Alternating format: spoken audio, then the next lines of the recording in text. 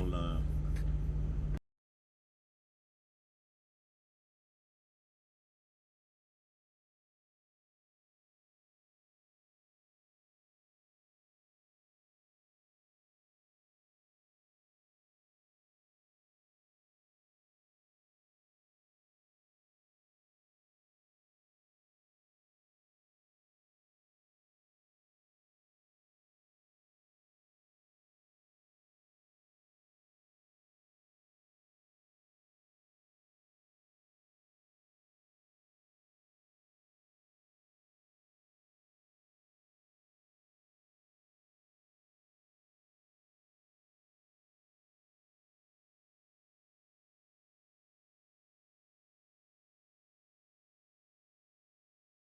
attended yesterday, so we started a good session.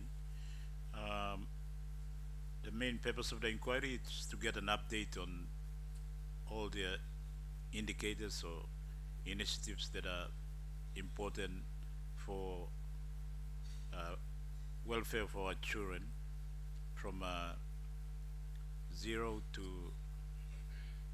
maybe 17 or 15, or I think the law in PNG is a bit here and there.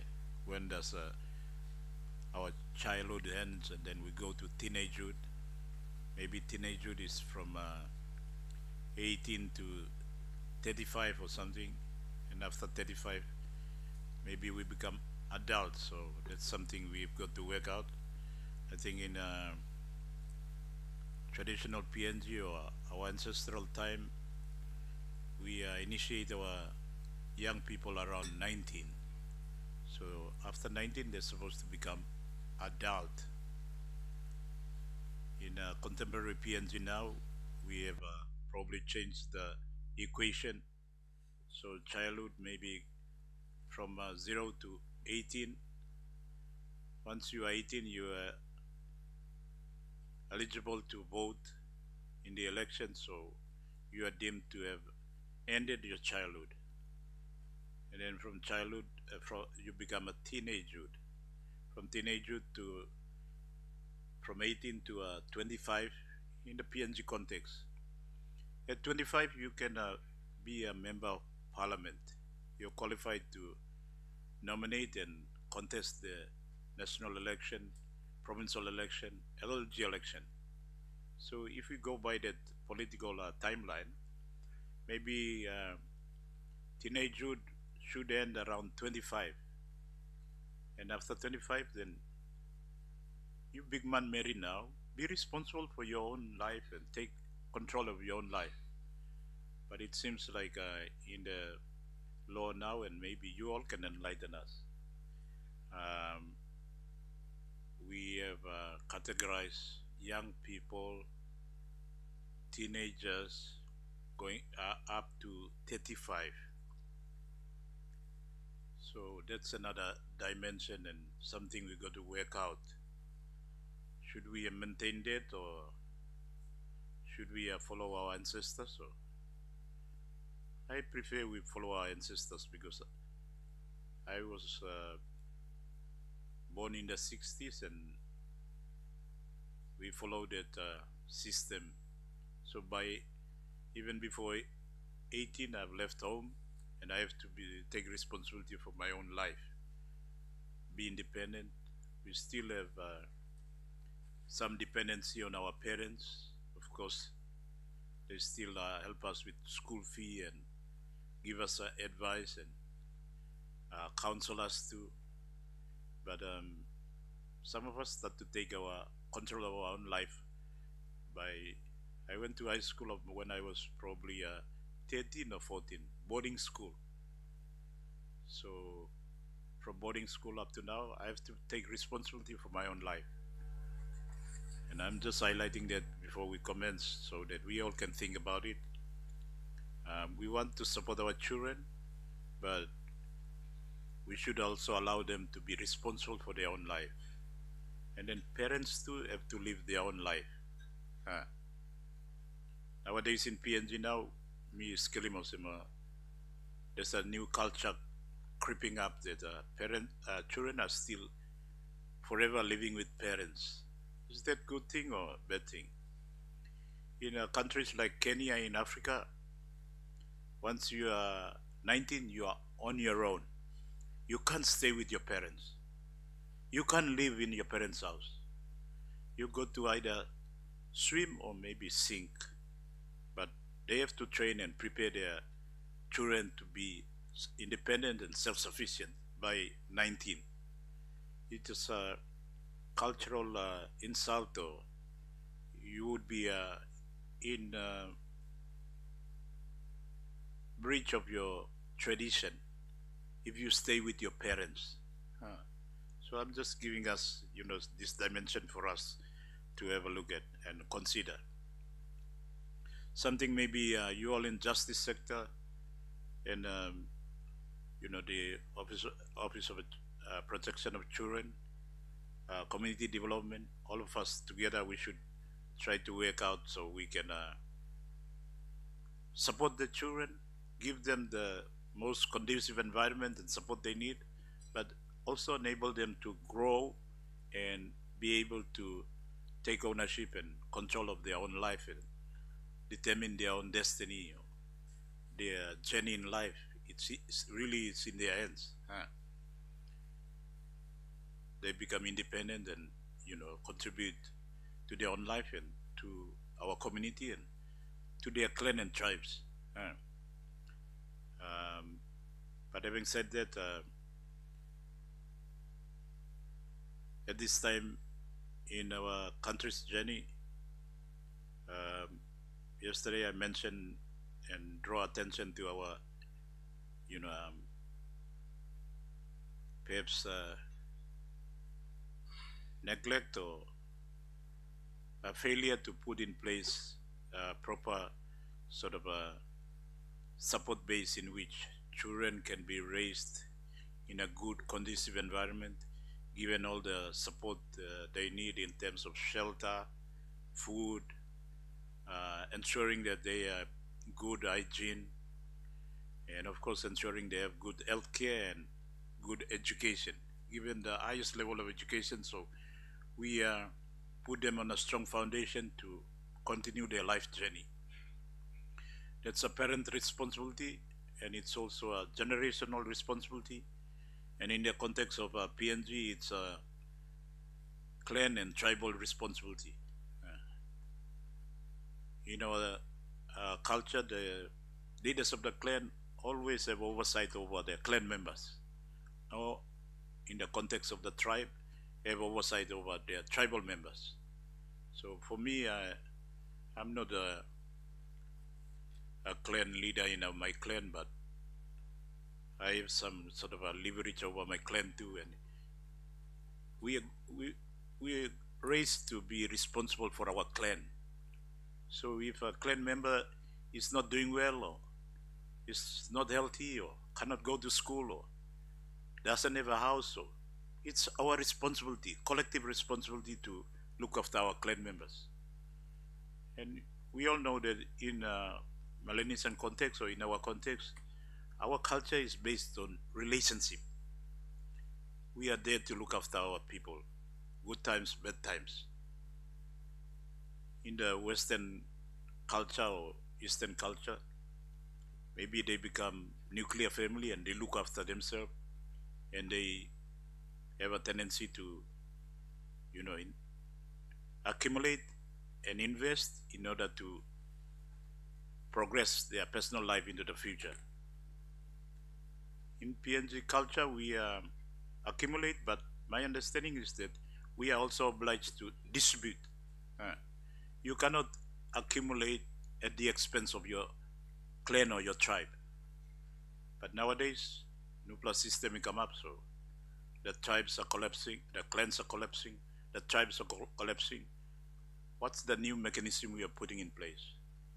So, ladies and gentlemen, this I'm putting you all in context. Like the we have left our tribal, you know, society. We can say it was our state. Now we have created the independent state of Papua New Guinea. So the independent state of Papua New Guinea is like the big tribe that we all belong to now. We as leaders now, we are like tribal leaders. So we must take responsibility for this tribe called Papua New Guinea. So if we draw on our ancestral culture and values and heritage, we have to provide for our people. Uh, and that's the responsibility and obligation that we have, besides all the legal obligation and all the ethical responsibility, all the international convention. I think it comes back to our heritage. Uh, we have chosen in 1975 to give up our clan and tribes and come to a big tribe called Papua New Guinea. So the tribal leaders now are the members of parliament and also members of the provincial assembly and the members of the LLG. And we also have leaders in the community as well.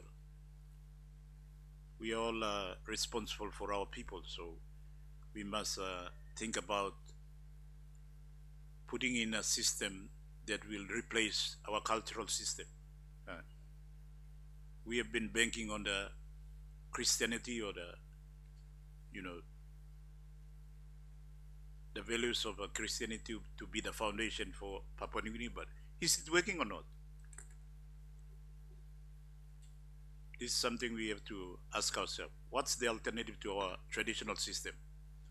So putting in the context of our children now, the state must now become the new tribe that is going to put in place the mechanism to look after our children and look after everybody, or provide the, conducive environment by which our people, starting from childhood all the way to teenagehood, making sure that they all have the conducive environment and the support so that they can thrive as adults.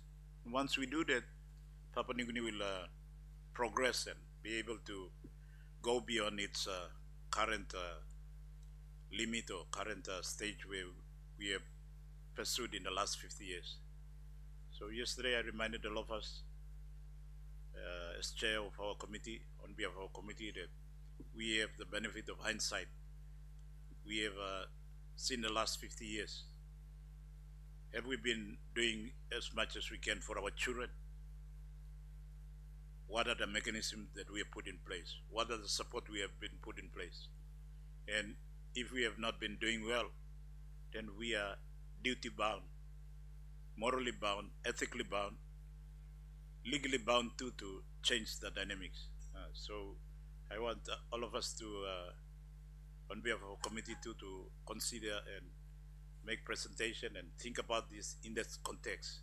The next 50 years starts now. What we do now will define how our children prevail, or they succeed, or they have a better life in future. If we don't put the mechanism in place, we are failing ourselves now and we'll fail our children too. Our children cannot decide what is good or what is, what they need into the future. They need us now. So starting with the two of us and our committee members in Parliament, all our leaders in the NEC, Prime Minister and his cabinet, and all the members of Parliament, we have to do our responsibility. We have to think about policies and laws and mechanism, structures or system that will enable our children to have a much better conducive environment, and also the policies and programs that are needed and vital for our children to excel. Let us challenge ourselves to make our children's life better than ours. We have lived our life. Some of us may be coming to the sunset of our life or something. So we have to make sure that our children's and grandchildren's life is better than ours. Quality of life is better. They can live longer. Our life expectancy now, or what is it? Longevity, 65.5. Samoa is 70, years, Samoa. Lik tiny country ya. No ka gold copper na oil na gas flow wala. Just put it. And then Fiji too is about 70 years longevity. The only commodity mainly is sugar, and they thrive on tourism. More tourists going to Fiji than coming to Papua New Guinea. I'm just putting us in context. Yesterday too, I reminded the Deputy Secretary for Health that Uganda, the country of Uganda in Africa, 51 million people. In the city of Kampala, there are about 19 million people living in the city of Kampala. But if you look at, and their main export is commodities, coffee. Coffee that's all. Coffee sibona. So similar put him long motu. Compared that to Papua New Guinea. Because he started talking about, money, and I don't have enough money, I need more money. So I had to remind the Deputy Secretary that it's not the amount, it's what you have been given and how you use it. So if in Uganda, a population of 51 million people, in the capital city, 19 million people live in the city of Kampala, the only export is coffee, there's no excuse for Papua New Guinea. Absolutely no excuse. So, will I put him Yumilo as a context? We are nation blessed. Even the, soil here is an envy of people like from India. They come and see Papua New Guinea. Things can grow anywhere. You can grow banana or foods anywhere. In India, imagine India with 2 billion people. So many parts of India it's got desert, hard to grow things. And they come here and it's they envy our country and our people. So this is something we have to challenge ourselves. Yes, money might be a problem, but some countries are excelling and doing better with not the type of money and resources that we have. So I could go on and on about this. It's something I am passionate about because, I see other countries like in terms of their development index, like Fiji, well, the population is small, but their development index is higher than us. And they don't have the revenue or resources that we have. Even Vanuatu is doing better than us. Not long, Solomon will be doing better than us. So maybe we have a resource scarce. We think money is in abundance, so you may use him nothing. Time for us to, really target the spending of our revenue, however much or less it is. But it's how we use it that is most definitive or will define whether we can make a difference or not. So with those remarks, giving us a bit of a context in our discussion, we will go back to the program. I think our team from Department of Justice and Attorney General, from Office of the Protection of Children, what is the former name? Yeah? Yeah, Child and Family Welfare, yes. I think our director there, but we'll go by the program and call Miss Salome Bogasia Keari, our Acting Registrar General for Civil Registry. Please, Salome, thank you.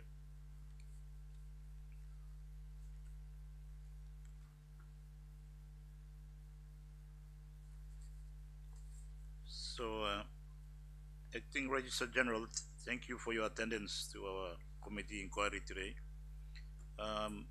As I intimated, this is a follow-up from October when we've had the first inquiry, and there were a lot of gaps in the registration process. A lot of our children were not getting these basic um, rights to their civil identity, and that has a lot of implication on their journey. Because nowadays you need a proper identity to get access to government services, to get access to banks, to get access to passport, um, and to, of course, verify yourself in terms of entering education facilities and institution and so on. So perhaps you could address us generally about how the situation it was in October last year to now. Has there been any improvement? What steps you have taken to improve registration of bed registration? And if not, what other steps are being taken across the country in terms of institutional wise or reach out wise or funding wise? Thank you, Acting Registrar General.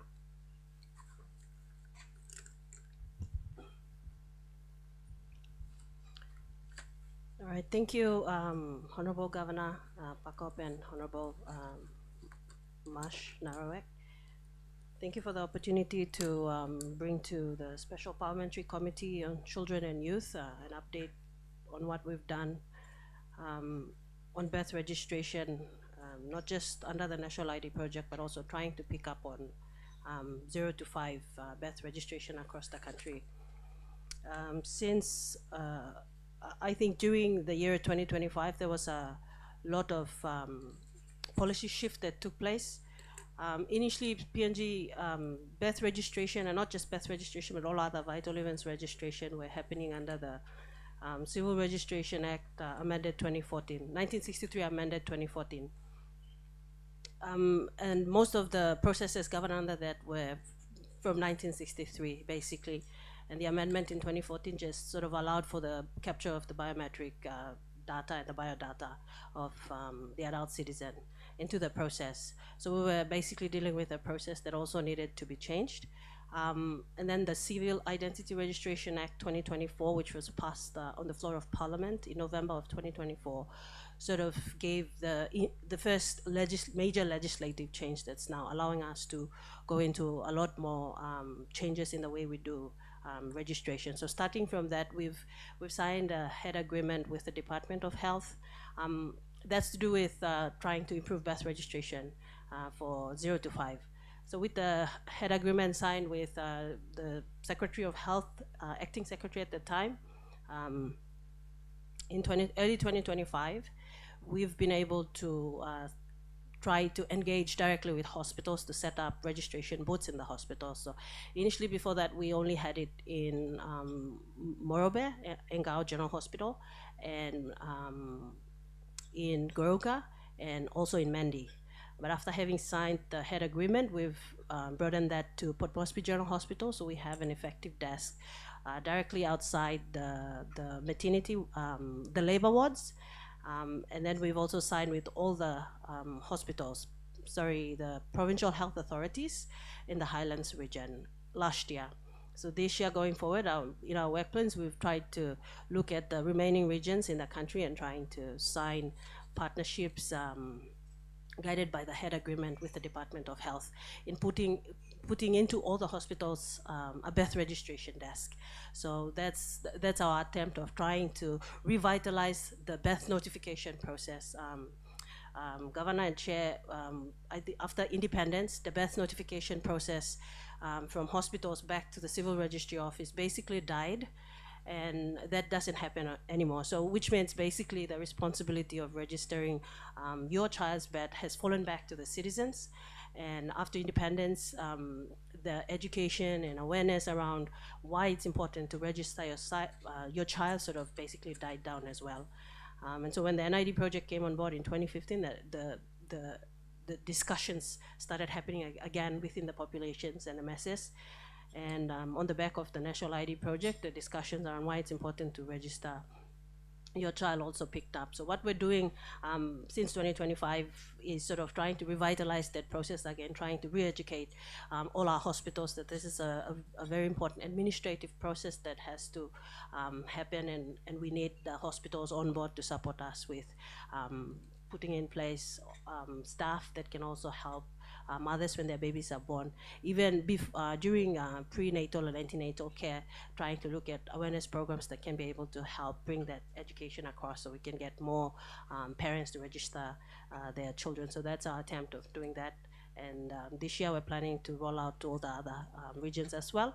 And we've been grateful for the support from UNICEF that's able to help support put in place all those resources that we needed to help increase birth registration from the hospitals. And that's just to do with facility deaths. Out of facility deaths, out of beds. Out of facility beds, those that happen in the communities that we are not able to do that are still a challenge for us. Under the new law as well, the law sort of given elevated what we call the CIRVS National Steering Committee. It sort of elevated it to secretary level. It's now asking for secretaries of all the data collecting agencies like Department of Health, Civil Registry, the National Statistics Office, the Department of Provincial and Local Level Government to come to that committee meeting to be able to look at individual processes that we manage and look at how we can integrate our SOPs to be able to redefine the way we collect data in the country, and to put together our learnings and then look at how we can use technology to leapfrog data collection. If we have the world recorders on the ground under the Department of Provincial Local Level Government collecting data, how can we just work with them and allow them to do the data collection for us, and PNGCIR remains as a central authority, providing more like a qualifying role in terms of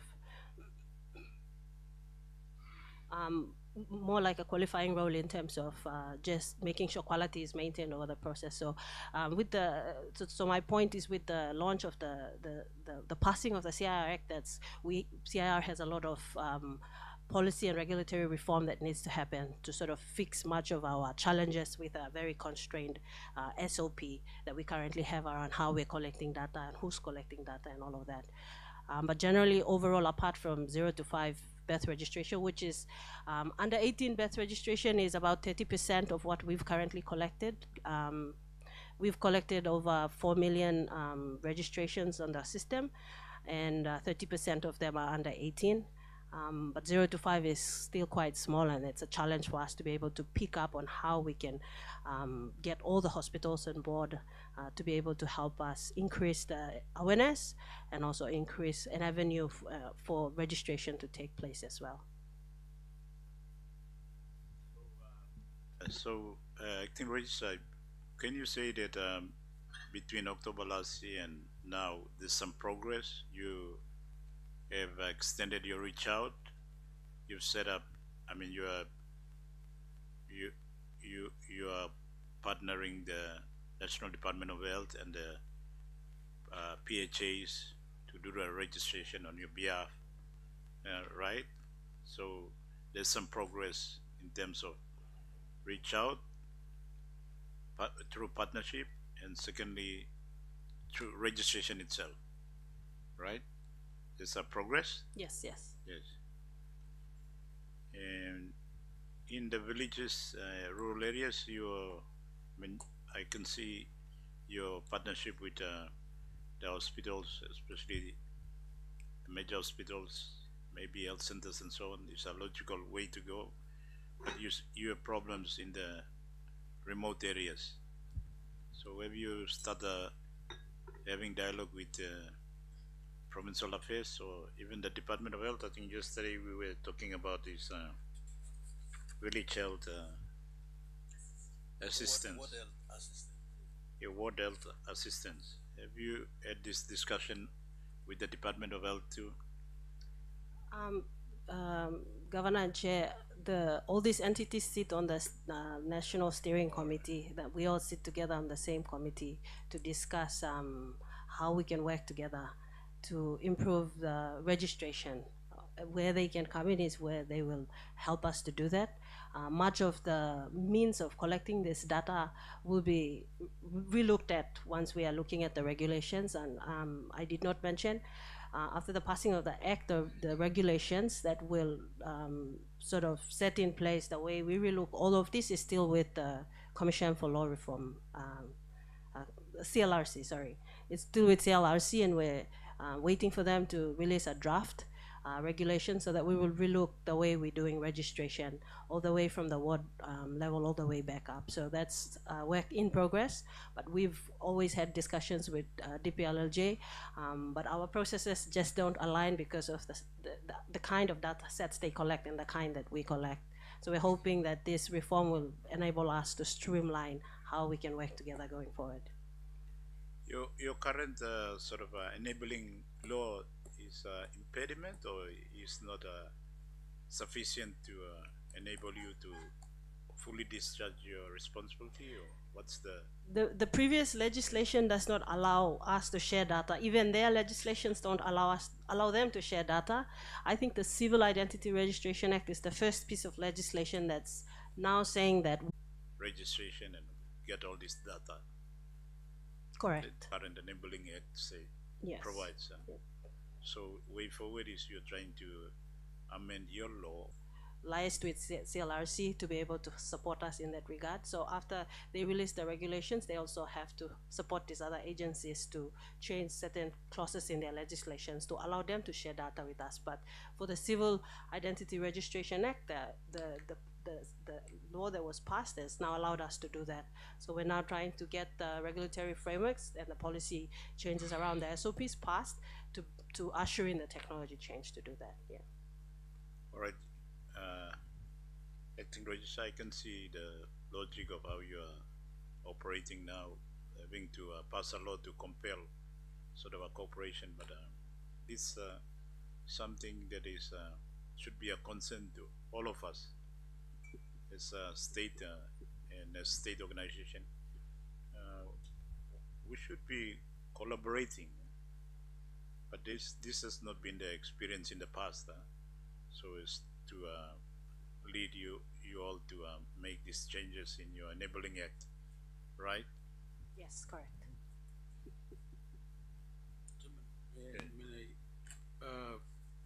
Good morning, Salome. You mentioned about the secretariat. That's the committee. So who consists composed of the secretariat? Which departments?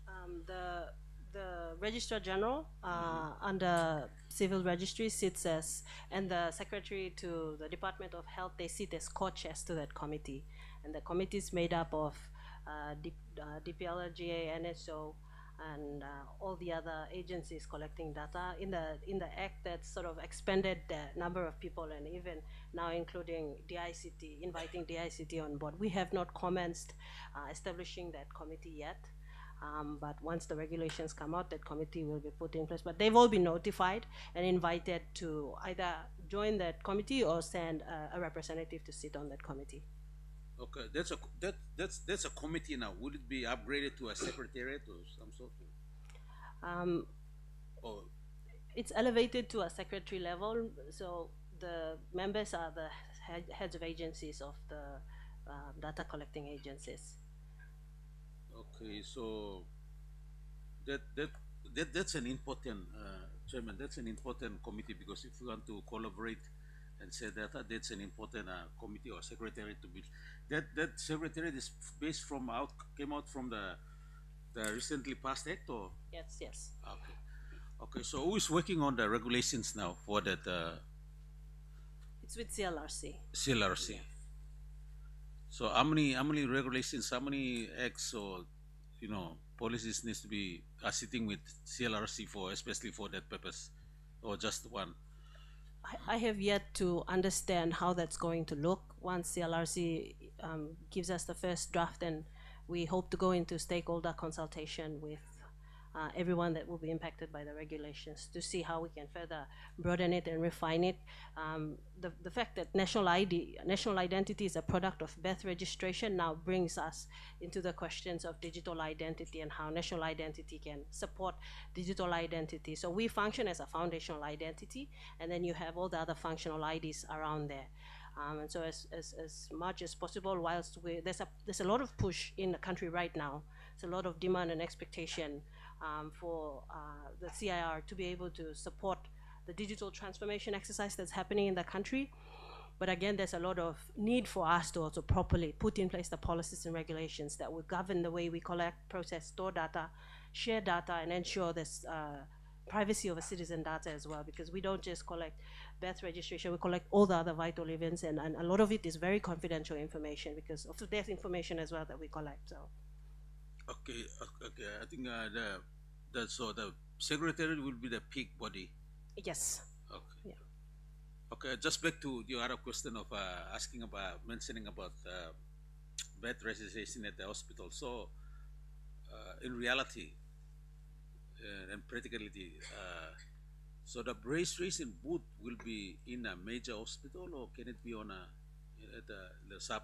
We have 4 or 5 levels of health facilities across the country. You have the 8 posts, you have the sub-health center or community health post, then you have the health center, and then you have the district hospital, and then you have the provincial hospital. So, which level of hospital will or health facility will the registration booth sit? I think the dream is for us to be in all the hospitals. I think that would be that would District really hospitals or provincial provincial hospitals, district hospitals, everywhere where you have a clinic that's dealing with citizens. I think it's important that the service is there. The reality for us is the constraint in the resourcing that's put behind what we can do. And so that's the reality of it, but we want to be everywhere. So what we're doing with the PHAs is signing an MOU and then riding on what their existing structures are within the province. And if they have programs that are also going into rural communities, we want to be able to ride on that. And so it's a counter funding sort of arrangement where we provide the equipments and some staff, and we also would want them to provide staffing to be able to do that. But in the long term, we want to be able to release this function back into hospitals and allow them, and I think technology can help do that. Yeah, I think that it will be good to, like, we have about 22 provinces, to have those 22 provinces registration booth first at their main hospitals, and then they can collect from their own sub level facilities to input into. I think that would be more feasible instead of rolling down all across the country. If we can get just 22 provinces and registration booth for 22 provinces, that's going. Sorry, Chairman. That's what I think. If that will make at least we start with the process of registration for the beds 0 to 5. Yeah. Yeah, maybe acting registrar, we could put it this way. What is the plan to enable us to maybe in a short period of time achieve universal registration? Like you have a system in place that can ensure there is full registration, universal registration. What is the plan or strategy? So the plan that we have right now, given our current limitations on the current system that we have, our best go-to is using the mobile registration kits. Initially, we used to have a mobile registration kit that could not upload data, but we've did in-house work on relooking a mobile registration kit that can be able to do that. But we're still trying to test out how we can be able to do remote upload back into our holding facility that's also secure as well. So we're in current discussions to be able to do that, and discussing with the telcos that can be able to give us a secure link to do remote upload, but those we have not actually tried that out yet. We're still with the putting in the desk, but all our hospital setups use the mobile registration kit, and that's what we're planning to do, to put in that in all the hospitals in the provinces. But one of the key strategy to achieve universal registration, of course, is working with the Department of Health and all the PHA, as our committee members mentioned, going as slow as possible. So perhaps just a general question, like what has been the reluctance on the part of Department of Health and all the PHA to voluntarily submit all the bed registration data to you all? What's been the hold up? Is the I think why they could not just cooperate with your uh, registry, and you are compelled to come to Parliament to make amendments to your enabling act?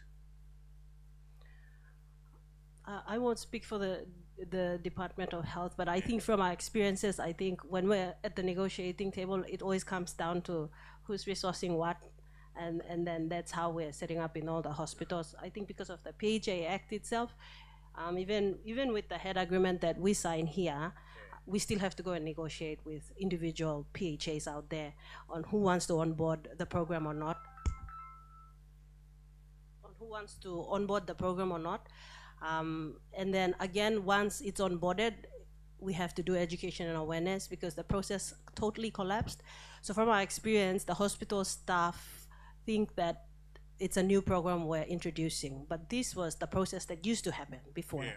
We had hospital staff that used to facilitate birth registration and assist citizens. Yeah. So apart from signing the agreement, we then spend time trying to re-educate and get support within each of the PHAs that we go to get them to give us staff to do that. So again, back to the hospitals, they have to identify staff, which of their staff can be able to do that, and much of them don't have the positions for it to be able to facilitate that process. So CIR ends up putting our own staff on the program. But that's not a sustainable approach going forward because we won't be able to, we're running under the National ID Project funding, and once that's out, then we won't be able to sustain that going forward. And so, yeah. Yep. Acting Registrars General and everyone, this is a problem like probably countrywide and especially to do with data. So in my capacity too as chairman of the Gateway Committee, we find too that all the agencies of state are reluctant to share data, like hospitals and then the courthouse and all the safe houses and counseling agencies. They don't want to share data. Everybody become territorial. So it's a big problem. We have to come to Parliament again to compel everybody to collaborate there. So now you are trying to set up another system using digital, but digital system still depend on human presence. So I think the best way to go forward in enabling or reaching universal sort of a registration is working with the Department of Health and all the PHA. So it seems maybe even with the law compelling, you still have to do some MOA again or build capacity. So please think about that. Maybe instead of you putting your own personnel out there, maybe train some of these Department of Health staff to be multitask. I'm sure they can do that. The last time you appeared, I sort of mentioned like in some of us, like for me, it was colonial time. I'm from a very remote part of our country, but the Australian government gave me a birth certificate. I still have that birth certificate from the 60s. So during colonial time, no internet, no lot of vehicles, so the infrastructure was poor. People can drive here and there.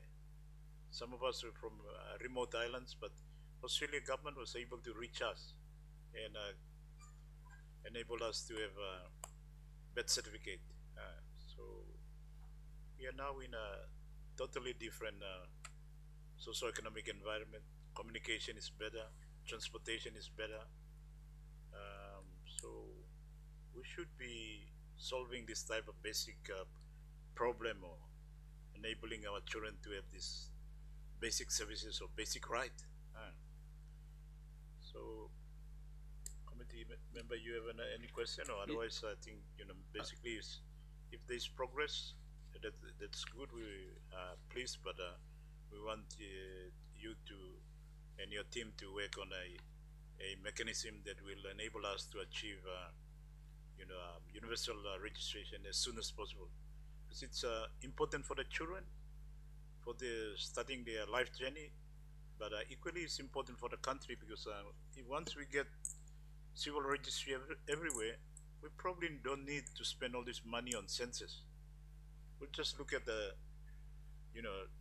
equally if we are recording death, we'll just compare birth and death, and we'll know what the population of Papua New Guinea is. We'll just look at the data. It saves us a lot of money, a lot of time, a lot of resources if we get it right from the beginning. That's why this, task is very important too, not for the individual, child who is born, but for the entire country too. We can achieve a database that enable us to know for sure what our population is, and track our population and help with planning. Like here in the city, Port Moresby, the recent census says we are about 700,000, but we have done, a rooftop survey using digital technology. We know for the number of houses in Port Moresby, exactly those who are in the proper planned suburb and those in the settlement and in the villages. We just count the roofs, and based on the population growth, like 3.1 or 4.1, we have some idea about the population in Port Moresby, and it's absolutely not 700,000. We know too, for example, that Digicel got a customer base of 700,000. That's like a magic figure. So if we add on other B-Mobile and Vodafone and Telecom, and Port Moresby will absolutely be over 700,000. So this type of gas fire, yeah, it's not good for Papua New Guinea, and it's not good for planning. So if we get this right, then it will help us in a lot of ways. Member for Wawaria can also plan. He knows his population, which are the big villages, small villages. Of course, you can see it literally, but you can also just go by the data and say, okay, I'll plan my district development plan this way. So a lot of, other outcomes that we can achieve, we will get this right. All right. Chairman, sorry, I have some points to mention. The Secretariat, we have to keep track on to make sure they establish quickly. I mean, it's in progress, it's established, so it's... We have not called for a first meeting yet. Okay. So when do you think they intend to call for the first meeting? We have yet to, we're working on the donor support of the National Action Plan for the country. Mm-hmm. So we initially had a National Action Plan for 2023 to 2025. And so next week we are looking at reviewing everyone's impact on.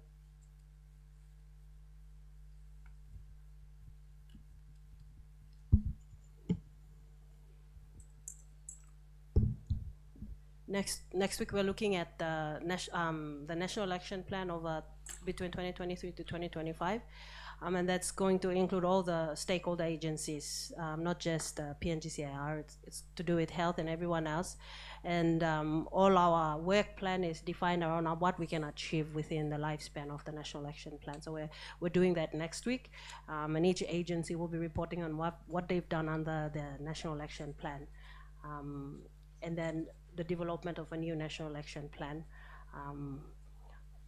as well as the regulations as well, and looking at calling discussions for collaboration and calling the first committee meeting. So that big body will also track the regulations and policies related to collaboration with data sharing and all this. Yes, it's in the interest of that committee to drive the work on the regulations. Okay, very good. That is something that, Chairman, we have to track the next next committee meeting. We also, you know what, National Department of Health, I think it's the only department that has a very effective system of reporting child mobility. You know, all these data records from aid post to health center to provincial health centers to even national department. They have a very effective system, health system. So we have, I mean, apart from comparing to other departments. So if we want to achieve universal bed resident, 0 to 5 bed resident, it's possible with the health department. We just They're a crucial player. yeah. So we need some sort of implementation strategy or plan in your next report or next presentation. How you gonna achieve that with the health department? We'll also track with the health department to see if they can work with you guys because they have an effective system already. Why can't they incorporate civil registry together with that particular system they have? So if you can work with the health department to come up with some sort of implementation strategy for universal registration, that's my suggestion. Yes.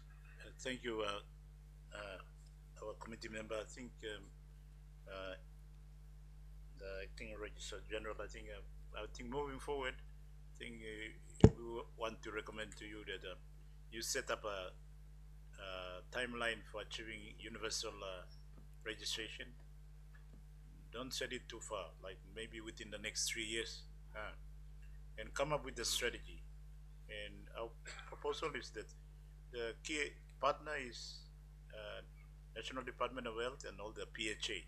Uh, uh, it would be ideal for you to come up with your own system and reach out, putting all your stuff everywhere, but that probably will be a very costly exercise.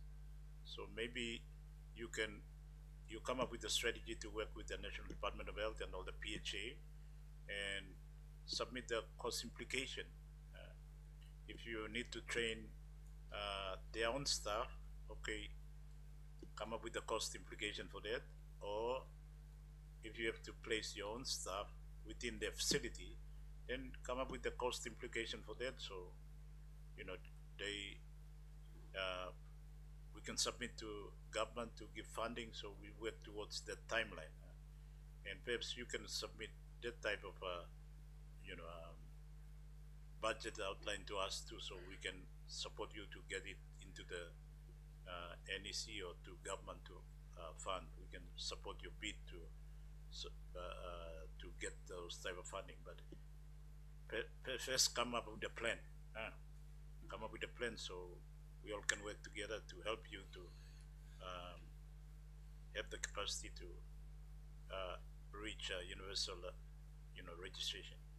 Like if you put your own staff there out in the health department and the facility, apart from collecting all the data and registration, what else would they do? So I don't think it's logical for you to have your own staff in the different health facility all across our country. It's better to use the staff of the Department of Health at all levels. Perhaps we can conclude our discussion there, unless you have other points to make. Thank you. I appreciate coming here to present. Thank you.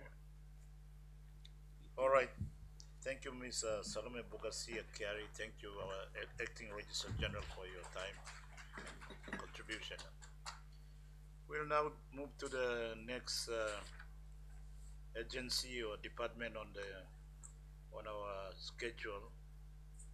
That's National Planning and Monitoring. We have a national planning here, or we'll go straight to national planning? All right. Mr. Tanda is here. All right. Thank you, Mr. Tanda. You have your officer too. You might introduce him, but again, the main line of inquiry this morning is to, have an update if we have any progress since October last year when we had you all here before our committee. Especially in your case, and for the children, our particular line of concern is with WASH. the water and sanitation program. And Mr. Thunder, it still borders us or question that we all keep on raising is that why is WASH still parked with national planning? Even the health department, Mr. Kenway, yesterday he was of the view that this program should be transferred to their department. So maybe you could address that, but more importantly, you know, I'll update us on whether there is any progress. We are rolling out the program more, water and sanitation plans are going out, capacity being built, the reach out, in the length and breadth of our country, but more particularly to the facilities for children. It's water and sanitation is equally important like nutrition and health, education and health generally for our children. Without good clean water, good sanitation, the life journey will be affected, especially their health. We have a high level still, about 44% stunt or malnutrition in the country. And malnutrition and stunt growth affects both mental and physical development. So I think, Mr. Tanda, you understand the significance of water and sanitation already, so I won't dwell on it anymore. Perhaps you update us, and if there are questions, we will ask questions. Thank you. Thank you, Chairman, Honorable Boss Pakop, Governor for NCDC and NCD and Chairman, and my two leaders. Okay, we will very quickly give an update.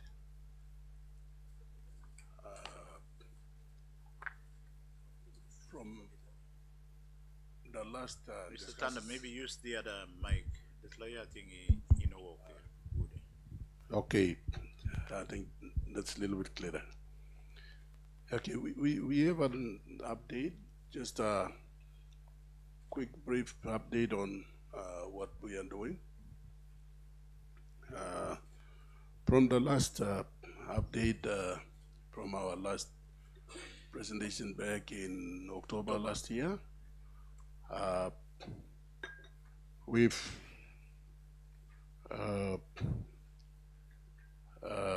been doing some things.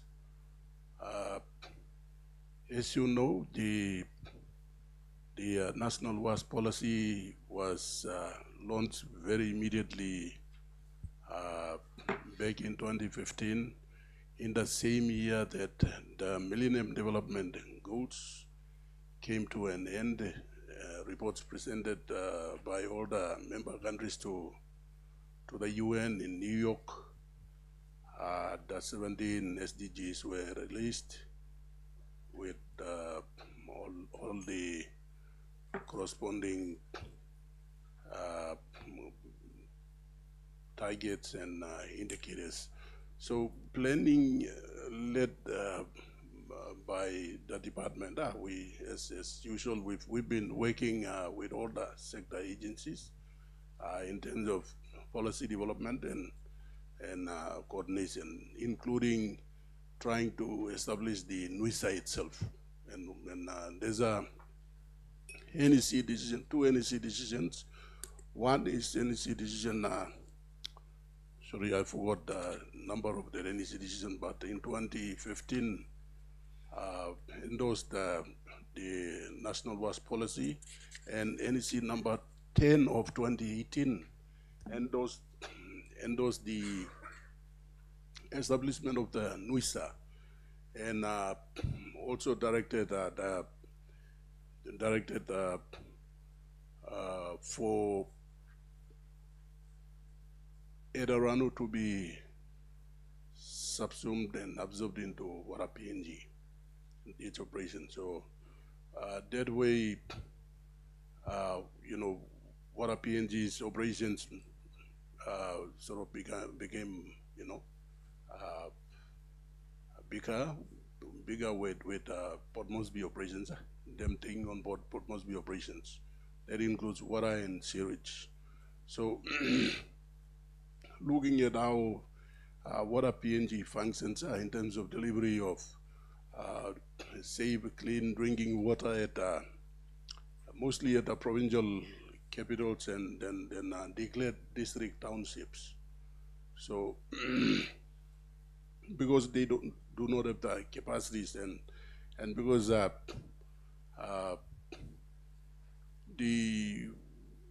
in terms of tariff collection and all of that, the water there's not many manufacturing industries, nothing. So like water treated and supplied is supplied to households. So they are limited in terms of the kind of revenues that they collect. So as we speak now, Port Moresby water supply system, which was built back in the 1960s, is also collapsing, near collapse. So we have been having a lot of discussions with the CEO, Mr. James Young himself, in our dialogue and process, in trying to also help some of the bigger suburbs in Port Moresby, like ATS, like 6 Mile, Morata, and also Sabama and Baruni, and some of these biggest communities. The community leaders have come to us because they also go and see what are PNG and they've realized that what are PNG did not have the the capacities, let alone the funding. So they've also come to us. So in trying to help them, we've also reached out to NCDC and even Water PNG. And Water PNG is telling us that we cannot connect new, or we cannot issue new building permits or something like for new constructions to happen. Water PNG, I think they issue some sort of approvals in terms of water connectivity to those new buildings. So what they are saying is the water volume and the capacity that they have now, it's not, it's not enough for the city. So these are some, very significant issues that we are dealing with at the policy level. So planning from last year's discussions, we've had some level of consultations with stakeholders, and we are already starting the NUISA review again. Last October, I said there's a draft NUISA bill that was formulated with technical support from the World Bank. And because the draft bill was done in isolation, it was not done in a like quite consultative process. It was done in silos. Let me put it that way. So when it was like sent to Treasury, Finance, ICCC, SEPA, MRA, Treasury, it took them a little while, and not a little while, but over 5 years, in fact, to respond to that. Because they were the ones that were supposed to issue the certificate of pursuant for us to go to the state solicitor's office. So it took them nearly 5 years to come back and state it in an official letter, and we've summarized that into the update that's available before you.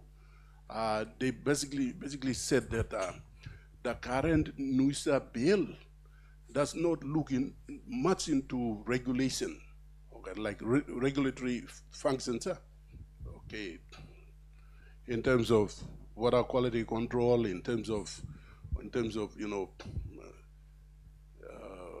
facilities that are being sold, like containers and all of that, water storage facilities, and then those that are producing water. So NUISA has to play that regulatory function. They say that it's not fully captured in the legislation. And then the other one is penalty clause. If in the event somebody is doing something wrong or somebody has manufactured some water bottle that, contains, some elements or chemicals that are not to, like, level of human consumption and all of that. Should they be penalized? Should they be deregistered, if they are a company, something like that. So the regulatory aspects were not strong. That's what they were saying. And also, they said, why we are naming it as NUISA. Instead, we should just say National Water Authority in their letter. So we've, in one of the consultations, we've told them that the NUISA comes out of SDG number 6, which deals basically with clean water, clean and safe drinking water, sanitation and hygiene.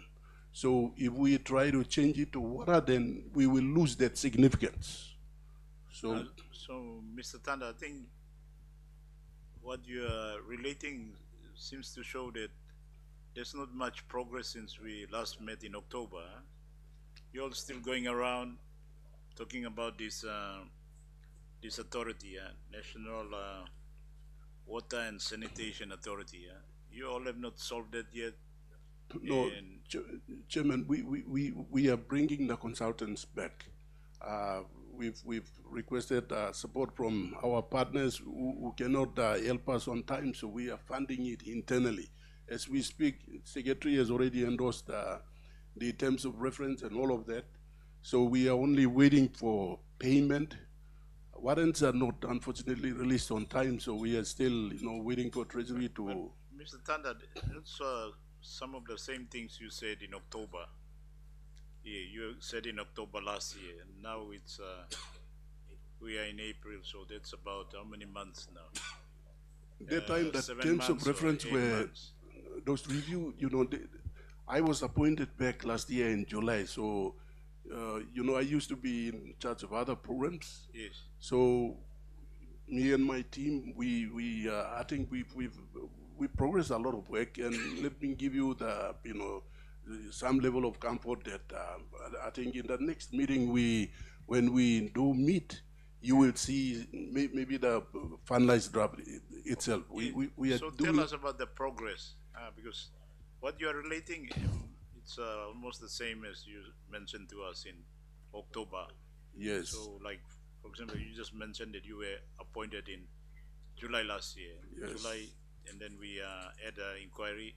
You came before the inquiry in October, and now we are in April. So there must be some progress. Yep. So if you can tell us about the progress. So Is the legislation ready or not? So we will, unlike last draft that they did it in complete isolation, we have now sent out circulars already. We are collecting nominations to form the National Review Task Force. So it will not be for the NUISA review only. We are also looking at the ODP, that's the Operational Development Plan, meaning the structure of the NUISA itself in terms of all the nitty-gritties that go with it. So why can't we bring the act to Parliament first if this is critical to the rollout of WASH? Why can't we have the act come to Parliament, we pass it, and then we start rolling it out, and then maybe we can review? But you all have not done much yet, and you all want to do a review, so it's not really logical. So sorry, Chairman, let me put it this way. Yes. So the NUISA review is already in there; it's in draft. So we will work with Treasury, State Salts, and all the relevant. The proposed law. Huh? Yes, it's already in the draft. So we will finalize it. Yes. It won't take long. We will finalize it, and then for us to be able to establish the NUISA, we have to also finalize the ODP, Operational Development Plan, which is also in draft. And then we are finalizing the National WAS Strategic Plan. So National WAS policy is something that planning is responsible to, for implementation. But when the NUISA becomes operational, as soon as the law is tabled in Parliament by November this year, we don't want to waste any more time. So the The ODP is already in there. The structure is approved. It has been discussed. So we are working with DPM and all other, Treasury and Finance, all of them to confirm and approve the structure. It will be for about 70, 80 people. Okay, thank you. Thank you. I think we'll leave you to go and make sure that you get the act passed. But May sitting is happening now. Very good. So when are you bringing it? I mean, it's up to you to bring it to the May sitting through your minister to bring it to the May sitting. But I'm not trying to ask you about that. You still haven't asked the chairman's first question. Why is WAS parked under national planning? Okay. Why this is not a committee to collect tax or bottled water or all this. This is a committee for children, Yes. and we are concerned about access to water for children and sanitation at the village level. Yes. So we are trying to understand why is WAS parked under national planning? Why can't it be in the health department? Or maybe Governor Chairman, not so much as water because they are commercialized. We are interested that those guys, I mean, for those kids living in cities, that's water PNG. But we are really, I mean, for my case, I want to know why. Why should it be with the health department? And it's why is it the national planning and not health department? That's my question. Is there some decision made by NEC or Act of Parliament or policy from donor agencies or why did you guys establish that OAS PMU in national planning and not in health? Because what want them health and I am starting on national planning. You guys are supposed to do planning and monitoring and all these things. And what I am supposed to want them health law, LT hygiene, LT island, LT ward, all these things. So these are big thinking clearing past them now, then we can go into your authority and all these things. Okay. Thank you, Chairman. Sorry, sorry for my oversight on that very important question. So, in terms of the establishment, we are looking more from like overall coordination, resourcing of it, because much of what we do will be happening at the community level. It's because it has cross-cutting, it's cross-cutting outcomes. Partly, health, and then we have like nutrition, which falls under agriculture. No, it's still some community development. So and water PNG, high triple C, all of that. So that's why, because of the cross-cutting nature of the work that is required for us to be able to coordinate and deliver, including from when you look at it from the resourcing side, there will be partners involved, like donor coordination and all of that. So that's why we are keeping it at planning. It will come a time when we can move it elsewhere later, when the bill is passed, when the institution is just properly established. Right now, because if we gave it to one line like sector agency, we may never be able to get institution established up and running. That's why we are keeping it at national planning now. You all have oversight over WASH. How many years now? Maybe 2018 up to now, and still the authority is not set up. There's not a lot of progress, so your record is not very good in terms of having oversight over WASH. We're still where we are, maybe back in 2018 or at least back in our first inquiry, October last year.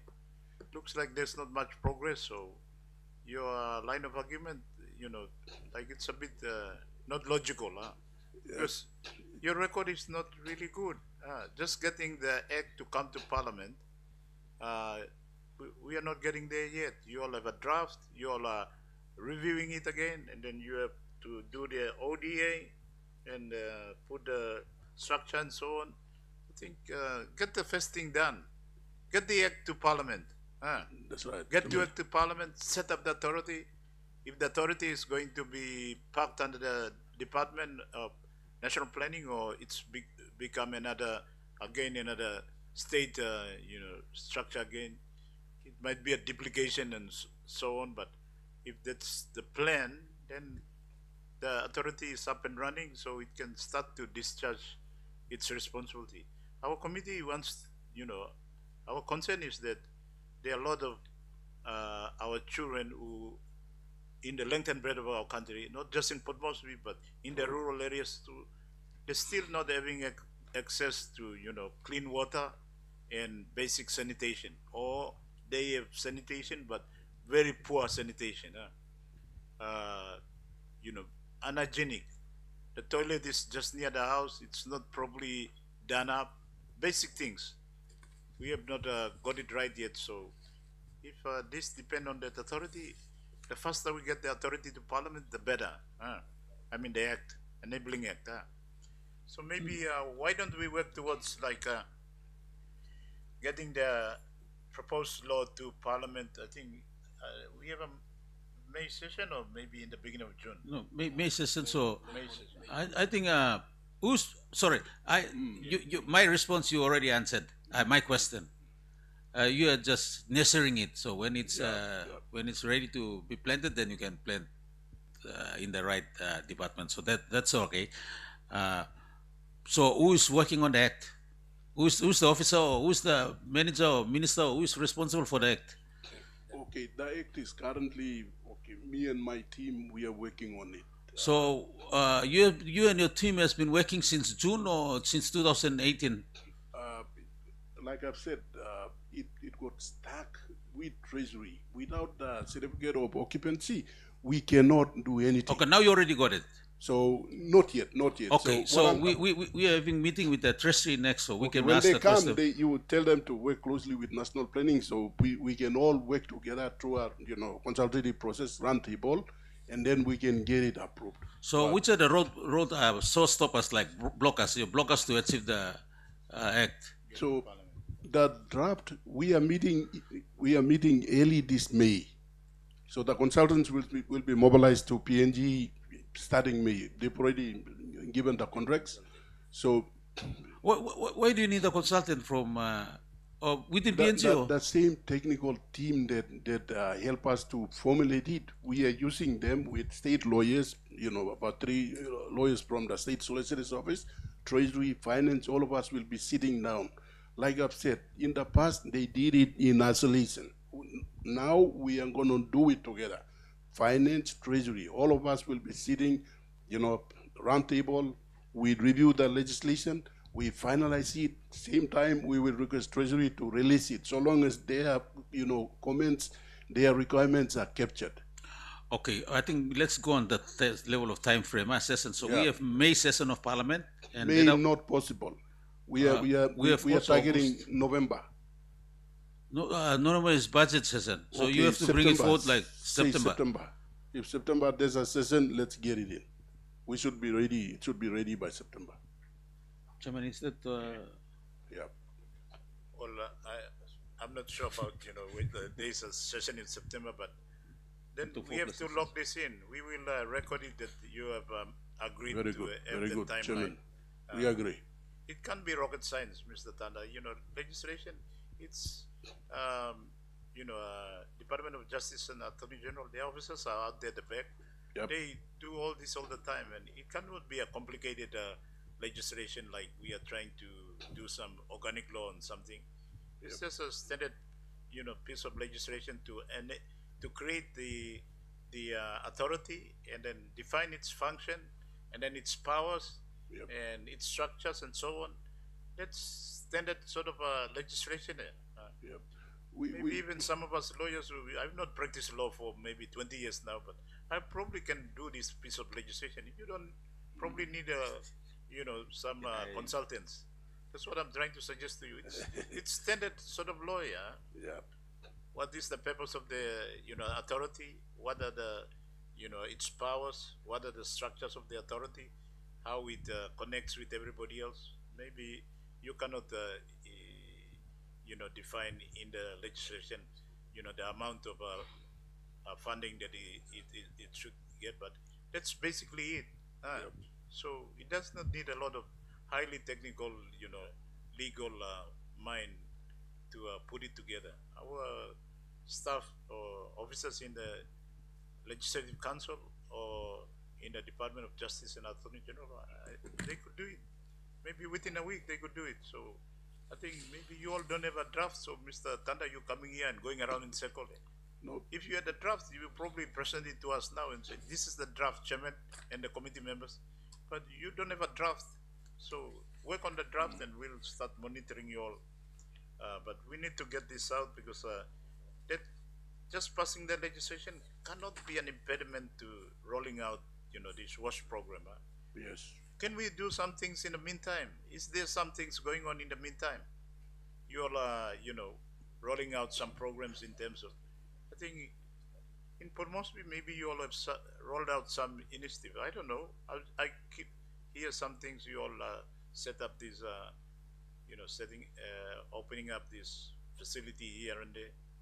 I'm not sure, but is there some program rolling out in the meantime?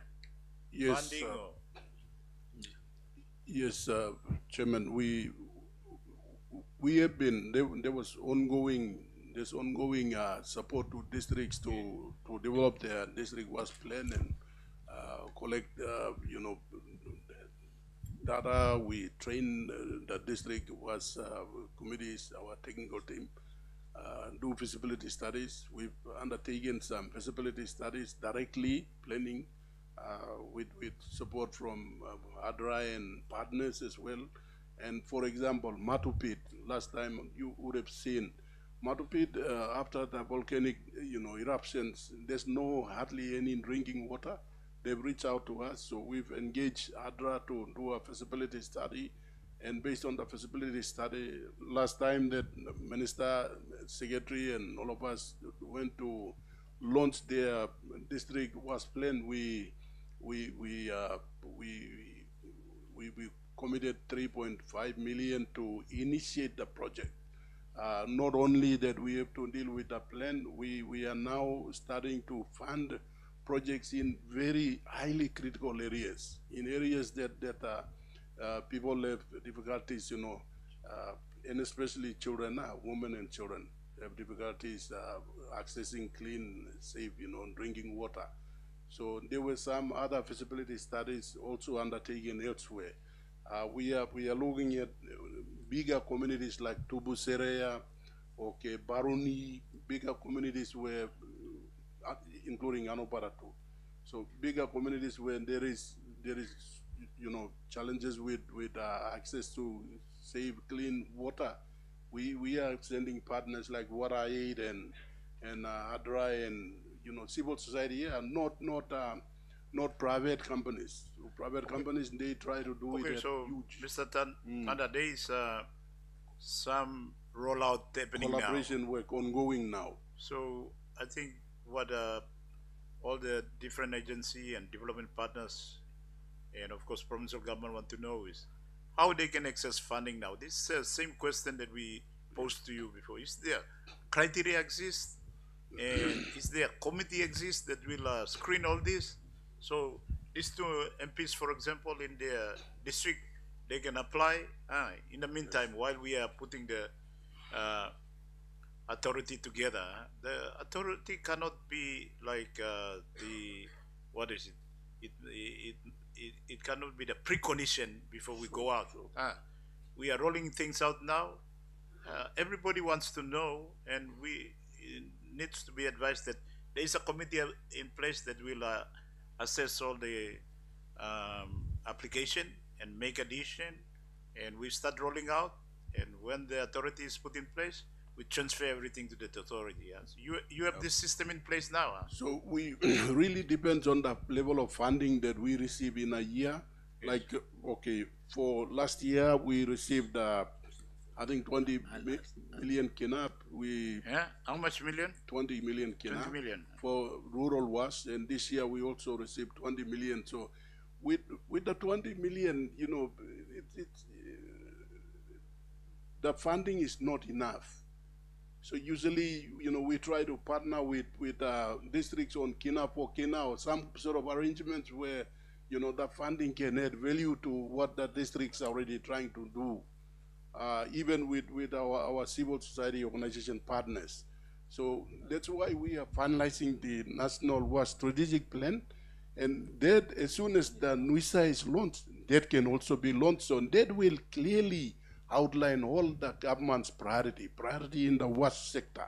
So when our partners come, they don't come to national planning and look for tender. They come and, they can be given a policy. So they will be given copies of the policy. They can, prioritize and fund projects, in Port Moresby or in, elsewhere, based on the priorities Tanda, of government. We're going around in circle here. Chairman. This is what committee member, I'll just say, engaging with it. It's like in our country, a lot of villages, they are close to rivers. Yes. It's not really difficult to get the water from the river to their community. I've done it myself in a number of villages. I didn't go through WASH or come to national planning, or we raised the money ourselves. We supported some communities to access water using gravity, small engineering work, just do a bit of, dam upstream. Even, the elevation was not very steep, but the water is coming to the villages. That's what we can do. Yeah. And it's very important for the children, but more importantly for all the women and girls, because they are the ones who go and carry water. Every day they go to the river. Every day they go and wash all the cooking utensil, go and wash the clothes. And in this day and age, there is no respect. So their life too is at risk. Men are going after them.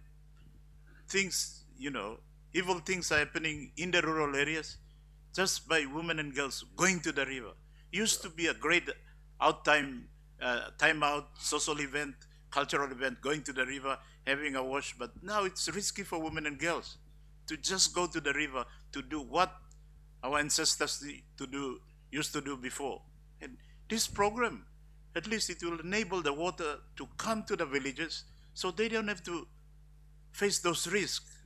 So it's very vital, not just for our children, but equally for women and girls in our country. And you all are just going around. So we need to change this, set timeline quickly. We continue to roll out.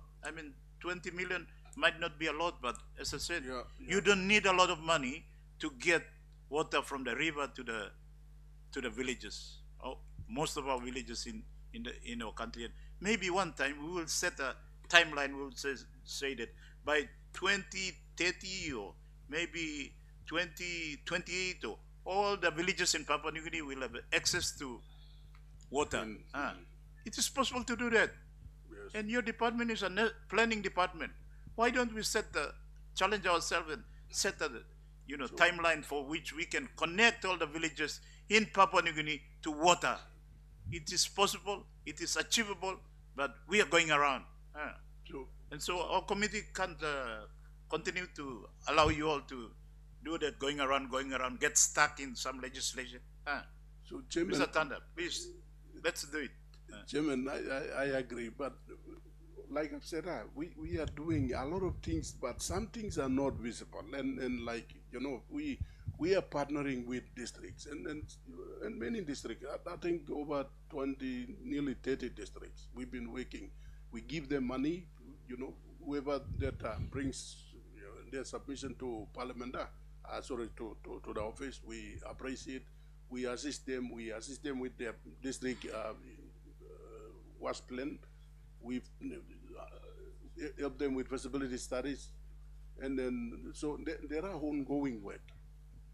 In terms of the funding, like when you see it, with now, cost of pipes and all of that going up, you cannot do much with 1 million. That's why we would like to partner with the districts themselves. You can do a lot with 1 million. Yeah, but micro projects, yes, they can be, but in the then like villages. the trust, with the community. Yeah, you know, we can't just write. Mr. Tanda, in the villages, you can do a lot with 1 million. In fact, you can cover maybe 10 villages or 20 villages with 1 million. Maybe in Port Moresby, we have a problem. And that problem, Mr. Tanda, is a planning problem. The Edaranu or Water PNG or you all at National Planning should have planned in advance. We had a consultant from Malaysia managing water in PNG. They should have known that the population of water in Port Moresby, not PNG, but in Port Moresby, they should have known that the population of Port Moresby will increase. One day. So they should have planned in advance. So they should have put the mechanism in place. Now they are catching up. And they are subjecting our people here to so many hardship, including children, and it's because of poor planning. It's not an excuse. Even now we have another dam out there at Edabu. Why can't we access the water there? There's a lot of water catchment within Central Province that can feed Port Moresby, but we are poorly planning. So whose fault is it? Edaranu or Water PNG or National Planning? Or we can't keep on going like that. That's the story of the last 50 years. Now we have come to a milestone. We are thinking of the next 50 years, looking at the peak up there. How are people going to reach that peak? Or they might not reach that peak. So we are not going to be easy on you all, Mr. Tanda. We need a timeline. Get the act and maybe publish the criteria and your committee so more people can access this. So all these basic services, we can start to at some point of time take for granted that all the villages in Papua New Guinea, they got access to water. It's doable, Mr. Tanda. Mr. Tanda, I think the visibility of your work is not very visible, and also awareness of your project management unit. You are doing great work in the department, and mostly focus on technicalities, funding, sourcing, and all these things, proposal and all this. But the other important area to look in as part of project management unit is advocacy. Advocacy, awareness, and awareness of your role, and also of the WAS project for the hygiene and the steps and processes to how to secure funding and all this for councillors and for presidents and for because they are dealing with the people, and for district MPs and all this advocacy are soft skills, soft part. You going and preaching about people to have soft skills to have sustainability. That's a soft skill, how to look after water and all this. But what about yourself? What about your project management unit? Are you doing improving on the soft skills, like creating awareness of what your work is, how to access those stuff, and interact with other departments? Water is a cross-cutting issue. It affects health, Department of Community Development, Department of Health, Department of Provincial and Local Level Government, PHAs, all this. So there needs to be some awareness, there needs to be some education on what you guys are doing. So I think you have a section in your project management unit that does that, or? We have a communication officer that does that. Communication. Usually we used to, publish, some news article and the things that we are doing on Facebook and other media platforms. We do have a Facebook account and I think LinkedIn and. Yeah, but I think this LinkedIn and Facebook, our councillors and all these guys will not be able to access it. So it's about maybe WhatsApp or having communication with respective people who are dealing with water supply itself, wash itself at the community level, and also at the agency levels too. Different agencies that deals with wash too, health, PHA. They're wondering why wash is packed with national planning. That needs to be explained and explained to them too. Okay. Thank you. To PHA and them too. Not only to this committee. And then how to access those, what are the steps for each district to go through to be able to access funding from donor or from national planning or their own funding and all this. So communication, look at how you can improve on your communications. That's my what you're doing is good. I'm actually benefiting, one of the district that benefiting from your program. But maybe improve your communications. Come up with some strategies to improve on how you communicate with your agencies, your stakeholders, on what you guys are doing. Thank you. Thank you, Leader. Member Northwest. Thank you, Chairman, Mr. Tanda, and everyone here.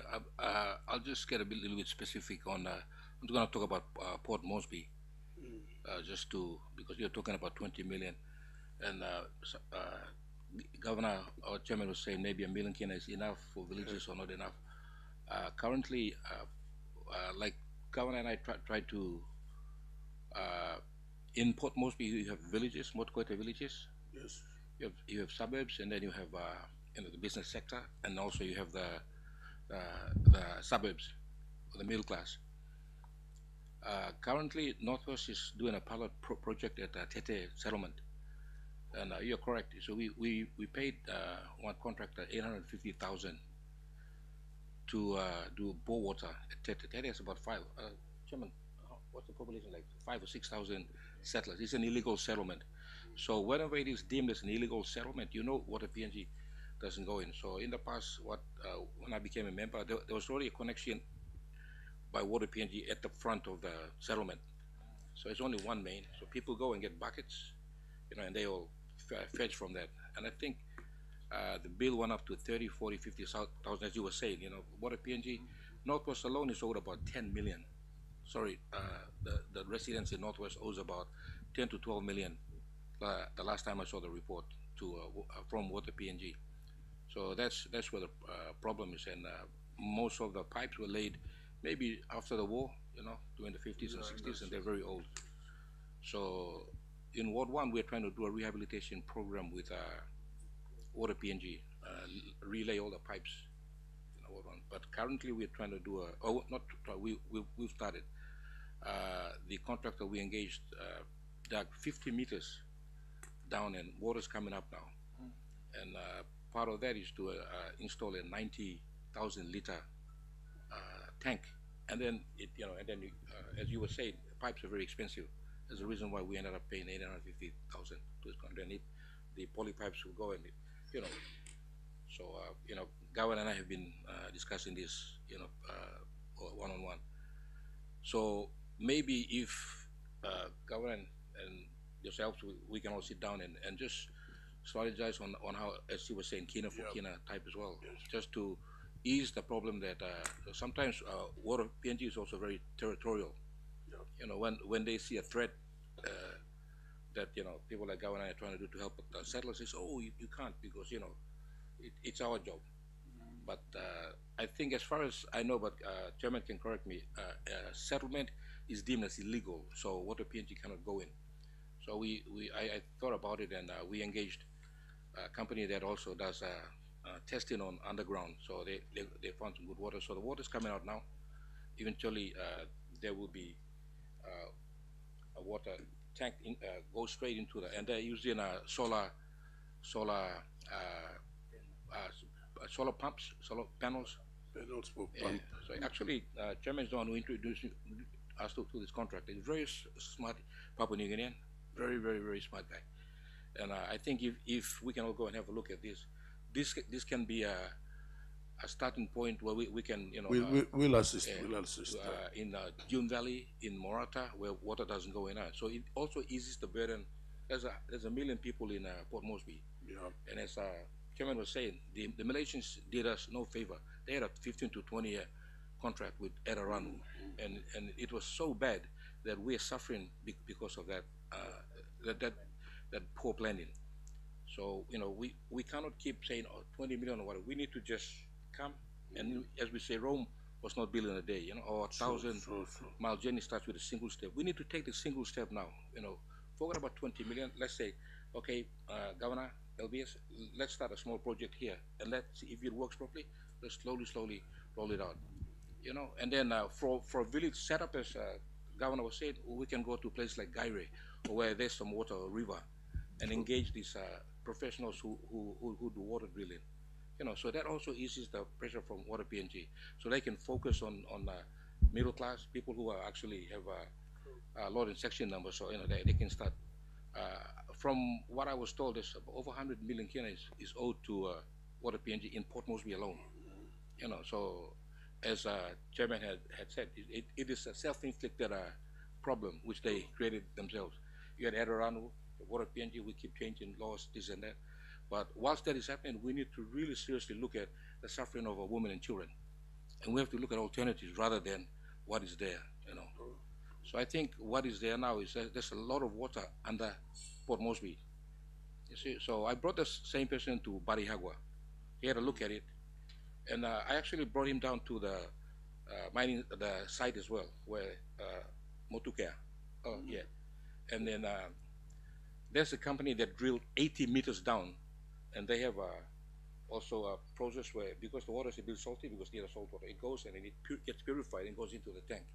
Okay. And this whole thing costs about $1 million. And then because of the solar generators, solar pumps, it's there. The contractor just goes and makes sure it's running well. So there are many alternatives we can look at rather than just, waiting for bills to be passed. And why can't NCD with the local members in we sit down and look at one or two settlements, and we can partner and go from there. And for villages, we can pick maybe Porabara or that side. Yep. And once this actually working, and then you guys can roll them out in tandem whilst you're waiting for, and we can also go to Kila Kila. I can see a brother back there, and because it's water down there, and that eases the pressure what water PNG is currently going through. And if we all sit here and keep having inquiries after inquiries, whilst the solutions are there. We know that we need policies and acts and guidelines to track us, but we know the problems. We can all sit down together, and as you said, if you go kina for kina, we can then come back in the next year and say, oh, this is what we've achieved. Let's go forward. And if water PNG try to give us a headache or become impediment, we can tell them, you guys can focus on the commercial side of things, or the suburban side of things, the settlements and the schools where there's no water going. NCD and NCDC and WASH program can partner and do some pilot projects for the country to look at. Chairman. Thank you, member, for Northwest Committee member, Mr. Tanda. I have to bring our, discussion to a close soon. Is there final remarks you want to make, or maybe you can make some commitment? So put some timeline, or? Yes, I think just in response to member for Northwest, his comments. We are doing exactly that, and we've also had some team from governor's own office visiting us. We've been discussing that. So let's partner that. There are some funding. Let's do something. You guys might think that we are not willing to help. No, we are willing to help. Whatever funds that are available, let's help. Eventually we can reach out to population that are outside of Port Moresby, in the rural settings. Let's deal with those who are struggling or suffering, within the city, corridors, like Morota or NCC, Tete, whichever communities that do really struggle with safe, clean drinking water. We can help them. We have some funding there. We can go on Kena for Kena. That's possible. So we are willing to partner with you, reach out and let's discuss and do something with the funding that is available. All right, Mr. Tanda, on behalf of the committee, I want to thank you all. But I want to call on you all and your team to get your act together. And the next time we summon you all to come, we want to see progress on the legislation, and also progress in terms of the rollout. Mr. Tanda and your colleague here, ladies and gentlemen, water is a basic need. It should be a basic right. It's important for children, but it's important for adults as well. And it is obvious that in these last 50 years we have not solved these basic, needs of our people, and that's very telling for our country and our journey. Some of these basic things that are not rocket science, we should tick it off, and then we address other bigger challenges. If we are still inundated with this basic challenge, then the country cannot progress. Our people cannot progress. So I I want us to not give excuse anymore. I want to challenge you all to set a timeline, challenge ourselves to, even have a date with destiny as to when we can deliver, clean water to all our villages. I believe it's doable because, as I said, the rivers are everywhere. Here in Port Moresby too, as a member for Northwest says, there's a lot of water table underneath, all the rocks and soil down here. You can see down at Ranaguri, there are people down there, they have a free bath every day because there's water coming out. Out there at Kaugere and Sabama, people have the cleaning the water, use the car wash because there's water coming out of that, whatever, rocks or soil down there. Member for Northwest also already give you an indication of that. We have also already done a bore water project down in Pari. We are putting up big, reservoir now that will, channel the water to most of the villages and the communities down there. Because we cannot wait for water PNG, and we cannot wait for you all. And we are going to do the same in Poroporena. The road down there, Ano bypass collapsed because apart from geological problems, there's a huge water table down there. So we are going to harness it, put the reservoir, and then get village water to all the villages in Poroporena. Gabi all the way to Laurabada, we are going to cover everything. Even to Mirgini on the other side too. So it is doable. But what's the impediment? And the impediment, as I see, come to you all as the key agency of state, national planning and monitoring and evaluation. You all not getting your act together. Still caught up with trying to solve simple legislation. Let's not give excuse anymore. Tick that box and let's get moving. Thank you, Mr. Tanda. We have to be harsh on you because we want things to be done. You don't take it personally. We challenge ourselves to get things done. Thank you, Mr. Tanda and your officers. You can excuse yourself now. Thank you. Ladies and gentlemen, we have our team from the Office of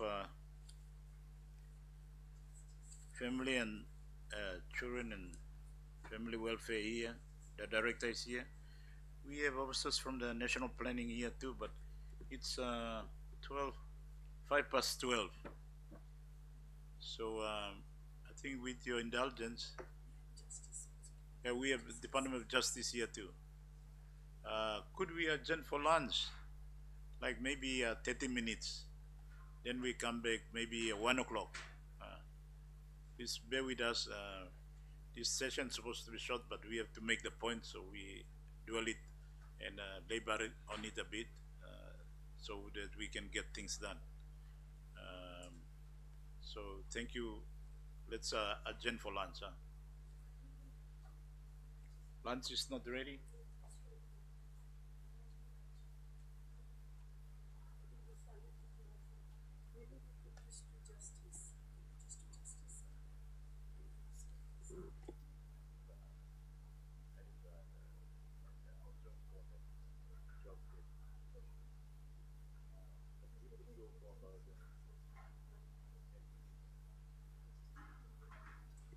Maybe we can go for another 10 minutes if it's possible.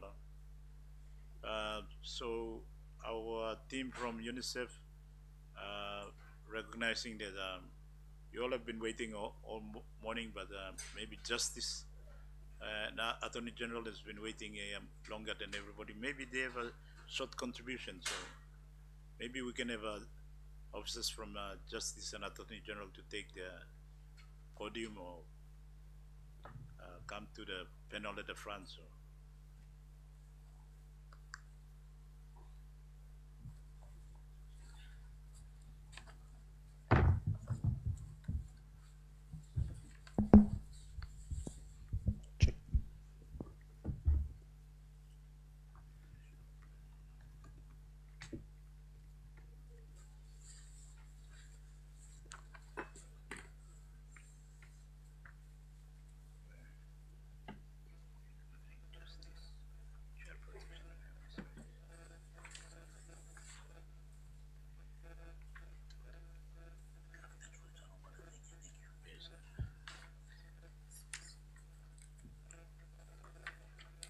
All right.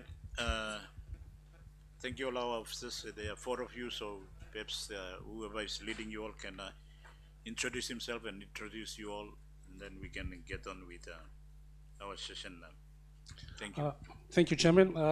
By way of introduction, my name is Eva Gaeta. I am the Deputy Secretary at Legal and Policy, Department of Justice and Attorney General. Accompanying me on my left is Mrs. Lillian Horuba. She is the Director of Legal Policy within the Department of Justice and Attorney General under my division. To my right is Colin Sakap. He is also the Director or Executive Manager, Juvenile Justice. Further right is Mr. Terry Louis. He is the Executive Manager or Director of Crime Prevention Division within the Department of Justice and Attorney General. And so we... Thank you, Deputy Secretary. Please go ahead with your presentation. Thank you, Chairman. We hope to be short. Yes. There's about 10 questions that are brought before us and yourselves as well. Just preliminary matters, if I can just quickly mention. You should have before you two documents. One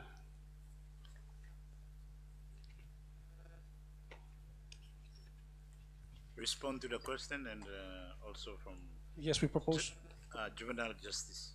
yes, we propose to do that. One is juvenile justice 2026, and one is yes, response to committee's questions.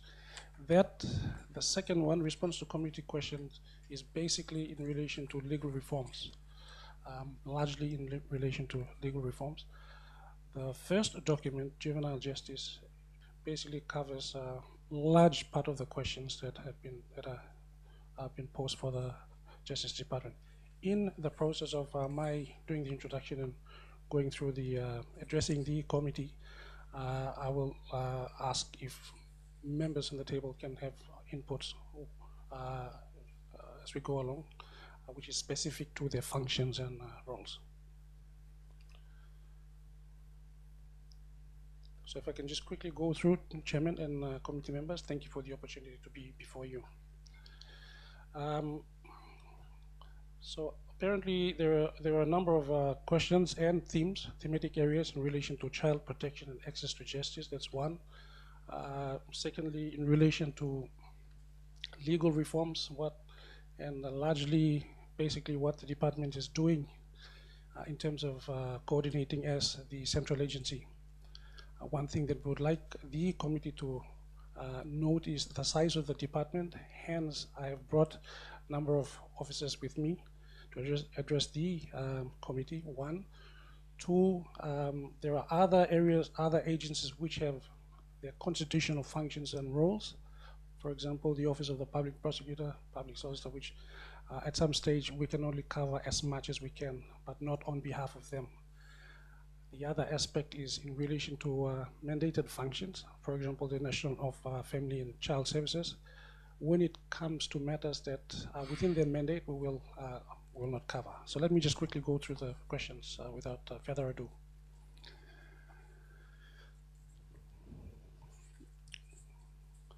So one of the queries by the committee is in relation to the child protection and access to justice, especially the legal framework for child protection, and that's the reason why we are here. The committee wants to know if what progress has been made in reviewing and strengthening legal framework for child protection.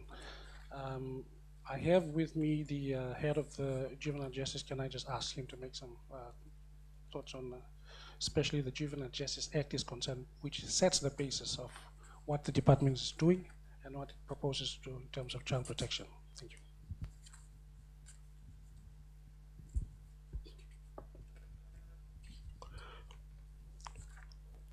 Chair and the members of the committee, I'll just provide a brief on what has happened in terms of juvenile justice. In terms of the reforms in the legislations, we have a Juvenile Justice Act of 2014 that repeals the Juvenile Courts Act of 1991. And from 2014 and up, we have a structure that the offices in respective provinces. The Juvenile Justice Act is in compliance to the United Nations Conventions on the Rights of the Child, and particularly on Articles 37 and 40, specifically dealing with children in conflict with the law. The reforms allow us to ensure support to children in conflict with the law, and the ages that we deal with, it's between the age of 10 and below the age of 18. The previous law, the criminal age of responsibility was at 7, but through the reforms, the Juvenile Justice Act captures the age between 10 and below the age of 18. So we are in compliance to the United Nations minimum standards, but there are work also to be done in terms of the current standard, which is now being set as 14 years.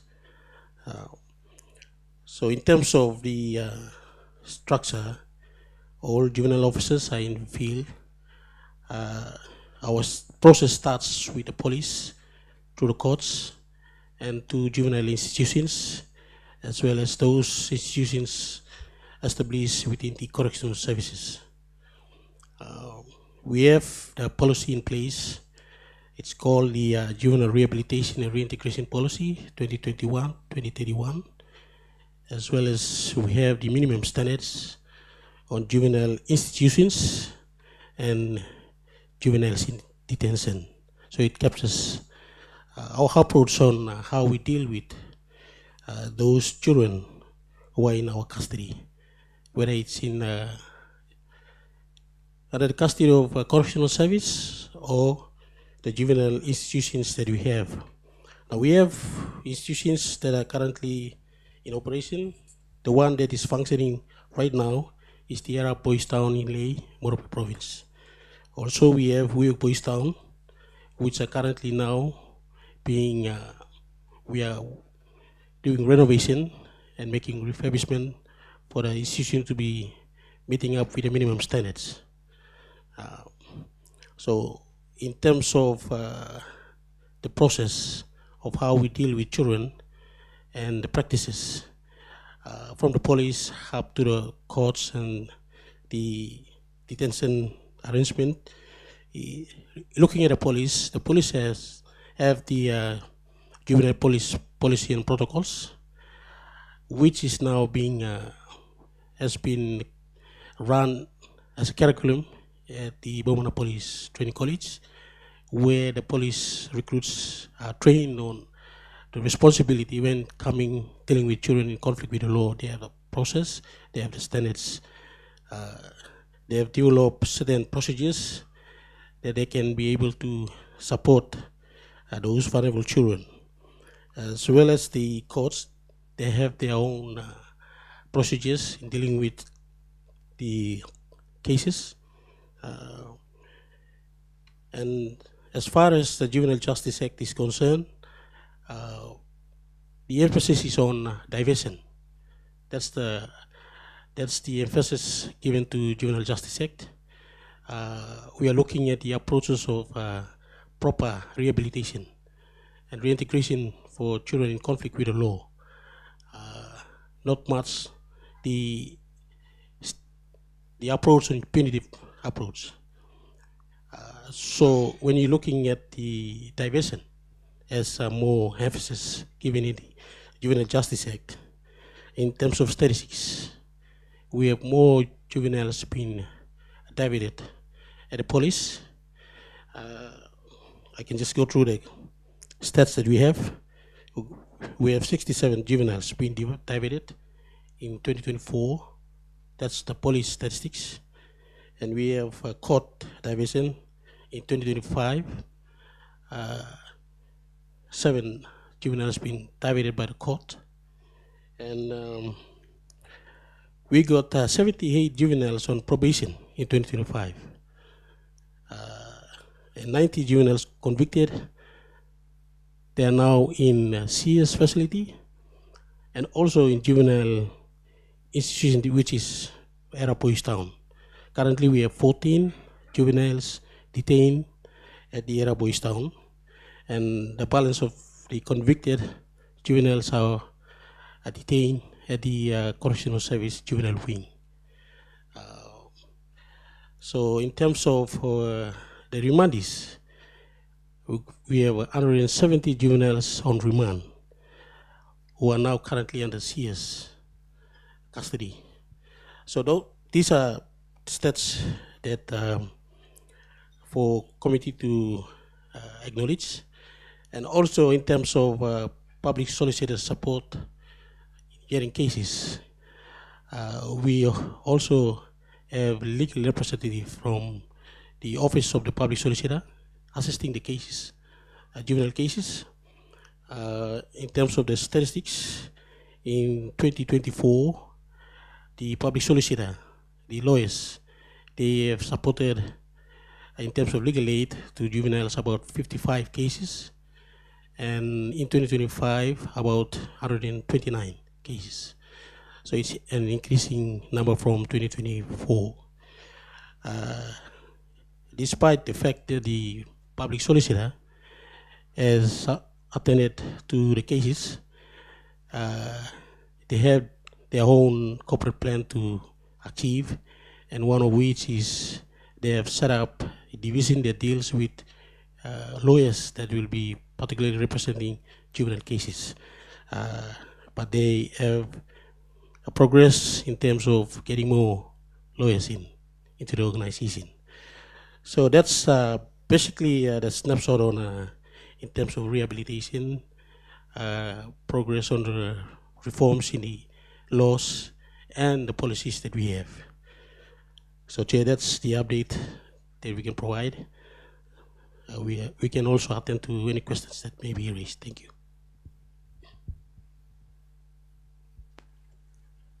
Yeah, I've juvenile.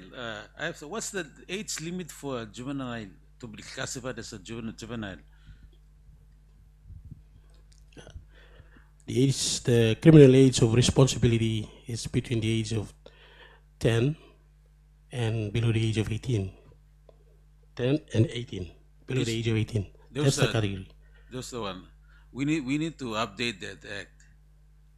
Now that now the cases, I think have you guys done any studies on recent cases done by criminals across Papua New Guinea, or is it based on, because now the ages of children, like in my district, the ages of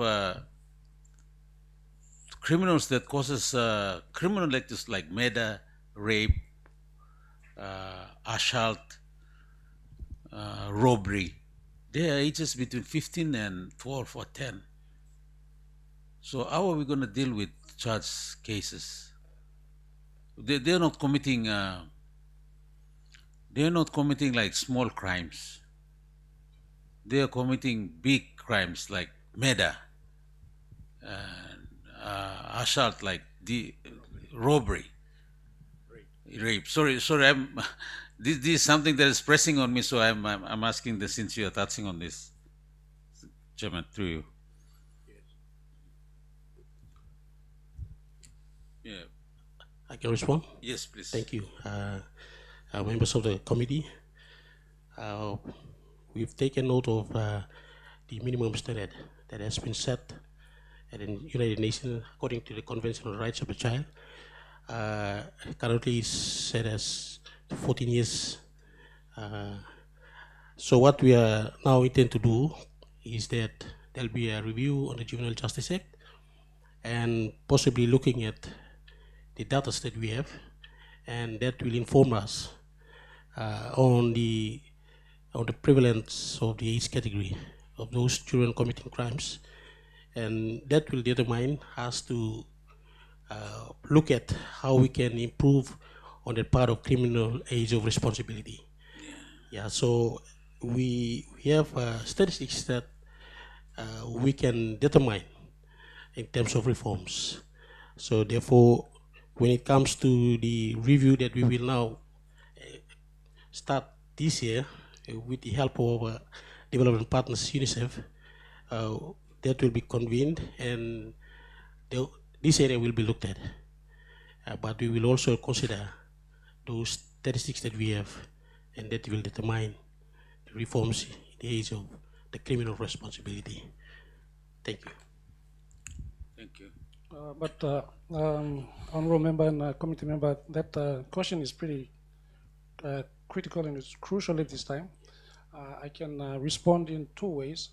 One is, and I notice one aspect of the category or theme of the questions that you posed to the department in terms of data monitoring and accountability.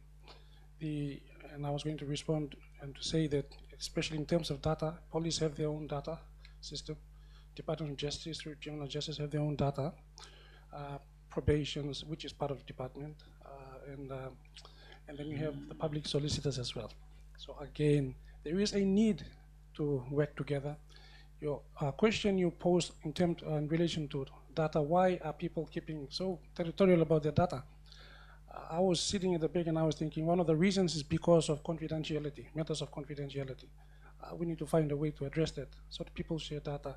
And as Chairman has said, we use data to plan and develop our country for the betterment of our youth and our children. And let me quickly go back to your question again and your concern. The criminal responsibility. For the purpose of protecting a child, the rules are there, the policies are there, the laws are there, but then because of the common occurrences, not common occurrences, but repeated offense, that's the child becoming an adult because he's committing plenty trouble pinisana. Should we look at him as a child or not? So those are the challenges that we in the department are going through as part of the review, Chairman. Thank you. Deputy Secretary, I think our main concern is to make sure that children are protected as much as possible. They are not treated as adults, and they are criminal sort of a culpability, yes. Yes, is probably restricted to when they are able to, be considered as adults or able to decide, be responsible for their own act.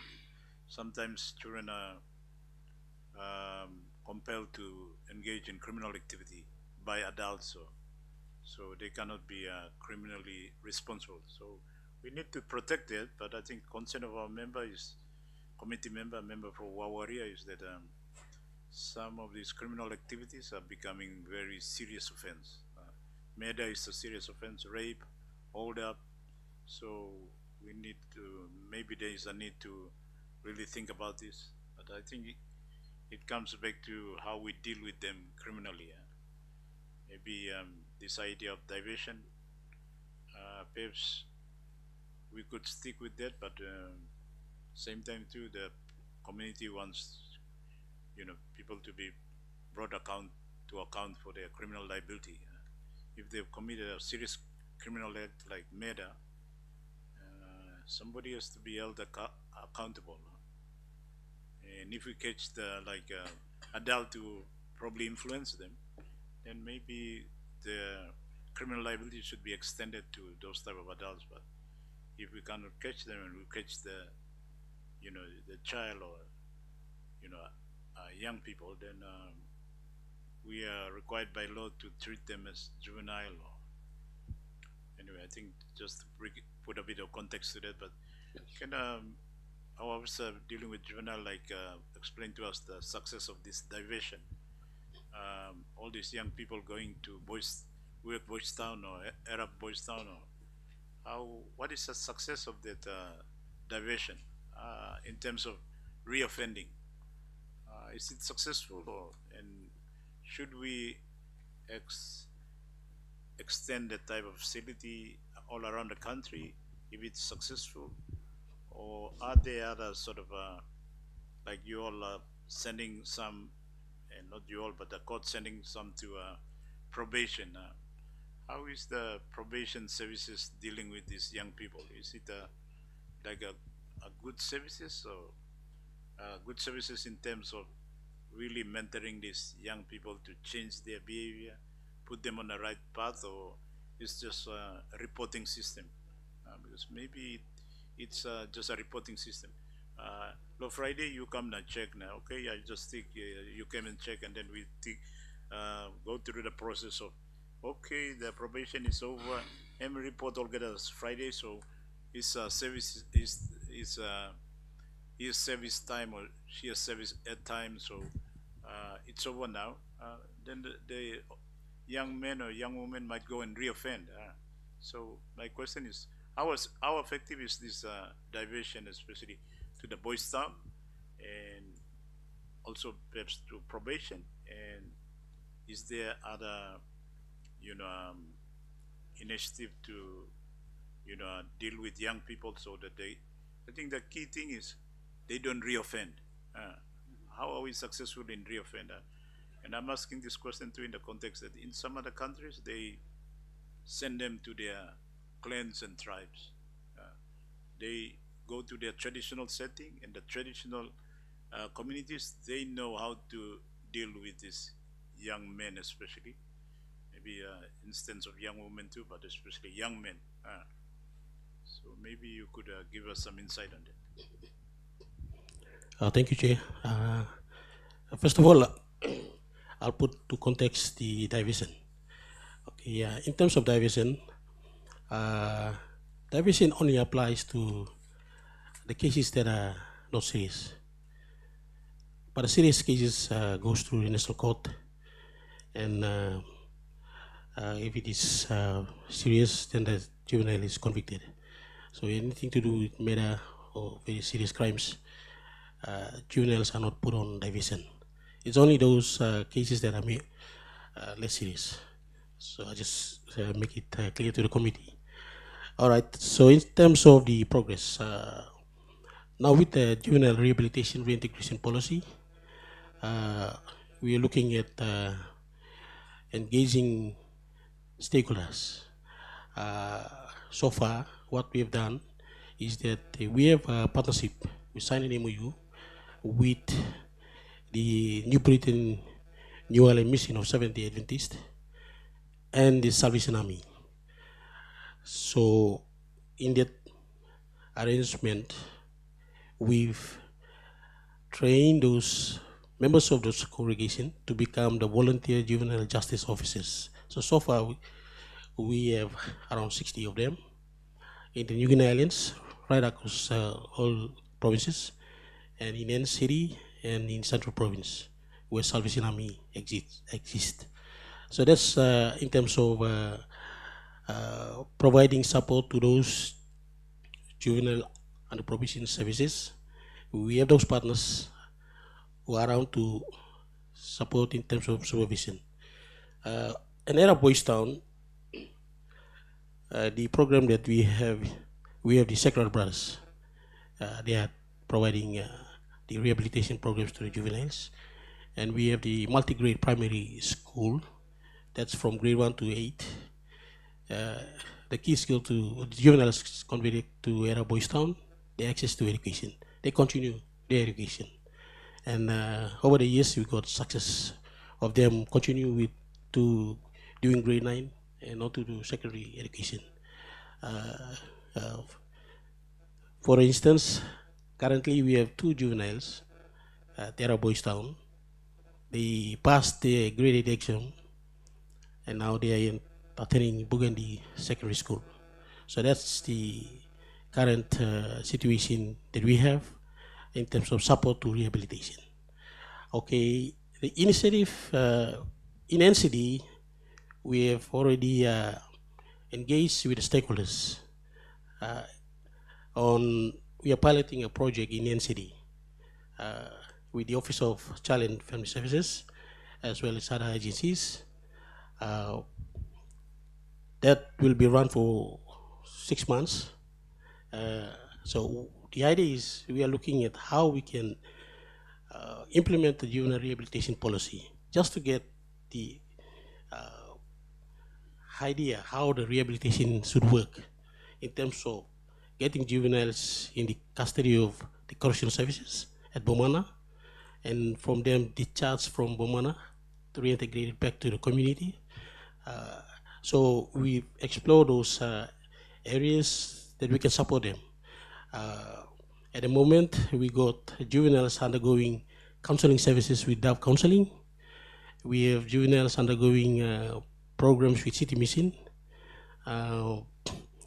And what we intend to do is try to look at the success of it and look at the challenges of it, and then work to replicate to other provinces. So that's the initiative that we have already worked on.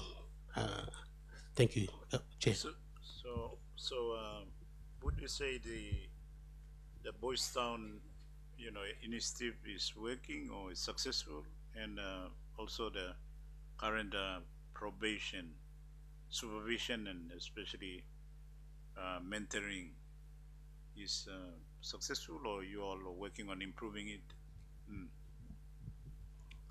In terms of looking at the success of it, Just by judging by reoffending, what is the rate of reoffending from those who went to Boys Town and those going to probation under whatever the probation officers, or maybe the churches becoming probation officers? Is there a high level of reoffending for this young men, especially who goes into this scheme, or there's a low level?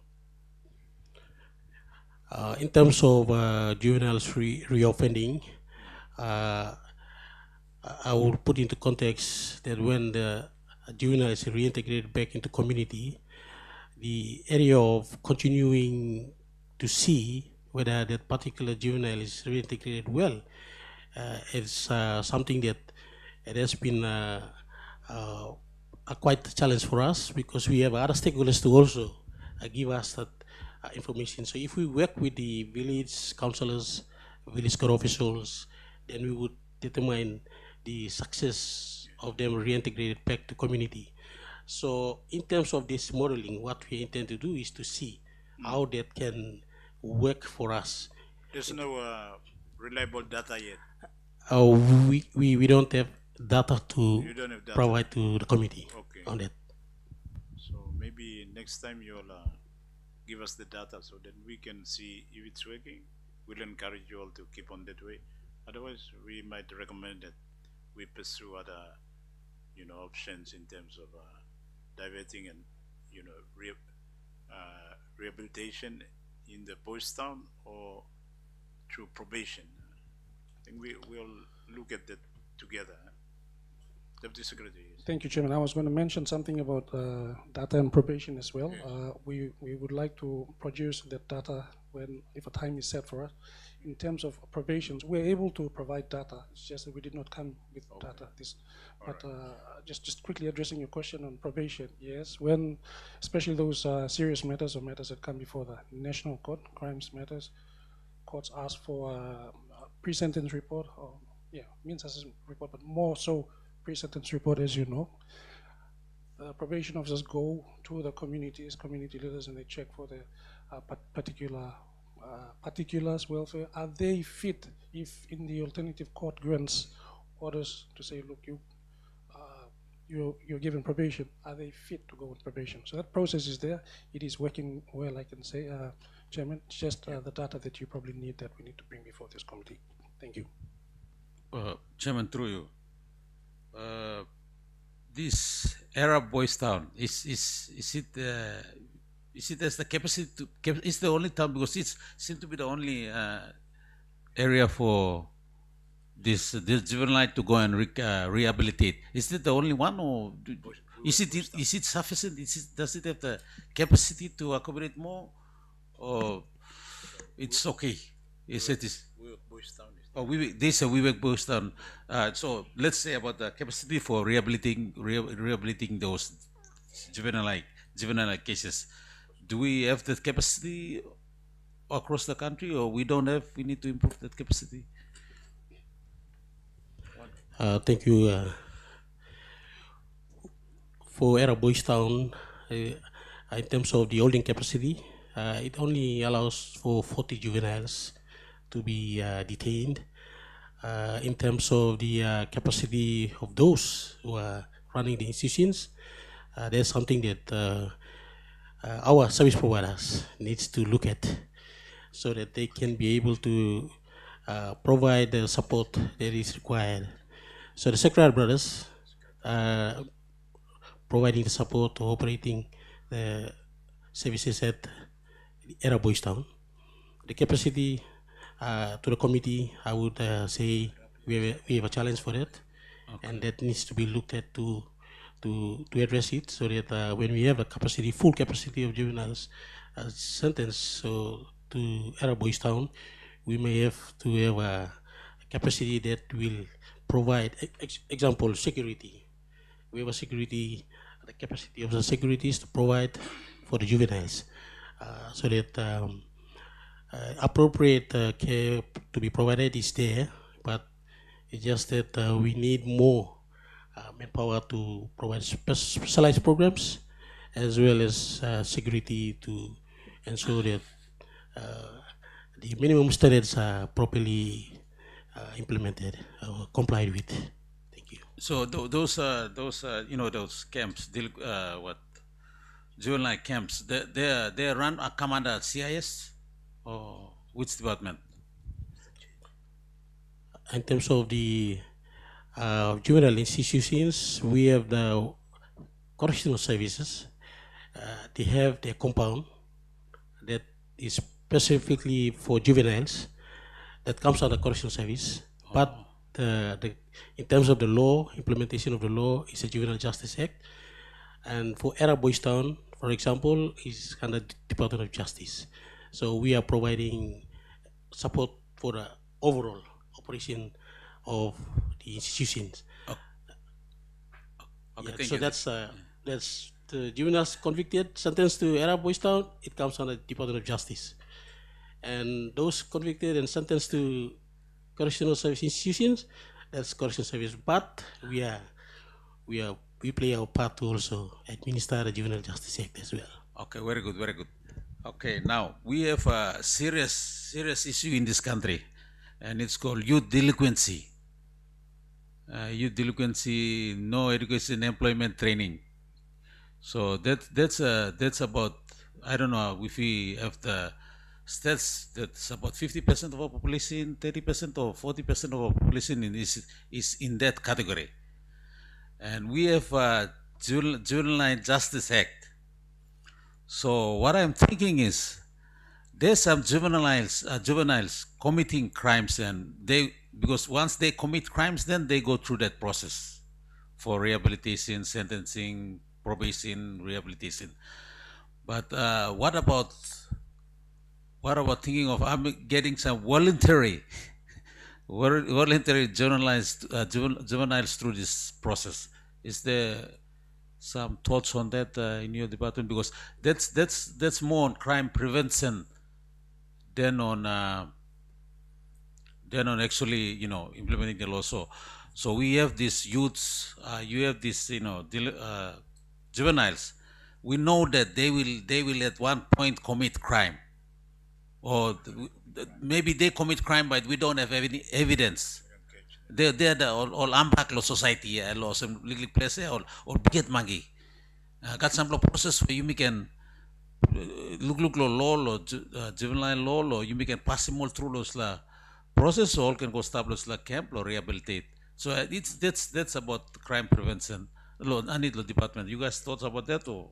Thank you, committee member, and that's the reason why within the department, if in case you're wondering what the department is doing in relation to your particular question, we've set up a division.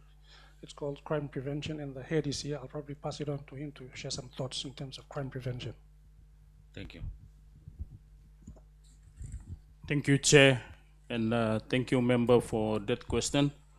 In terms of what the department is doing, maybe I'll start with the another additional comment on what the department is doing in terms of access to justice. Now, if you you are aware that the Department of Justice, in improving on accessing to access to justice by children and other vulnerable groups, the department was given a mandate through NEC Decision 16 of 2006 to build community justice service centers throughout the districts in Papua New Guinea. And through building the community justice service center, it also allows for children to access justice right at the doorstep. Not only that, the department also has the village court system, which is established right down to the community level, which is another avenue where justice is also accessed. And currently we have 1,628 village court areas around the country. And that's another avenue where justice can be accessed. Now, the challenge is the capacity building. And also we know there are certain capacity building programs that have also been run for our village court offices and so as community justice service center offices.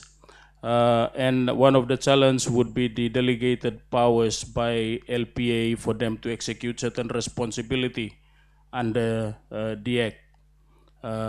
They can only make referral through pathways, whatever pathways that exist at that level, or whether there is not, but they make referral.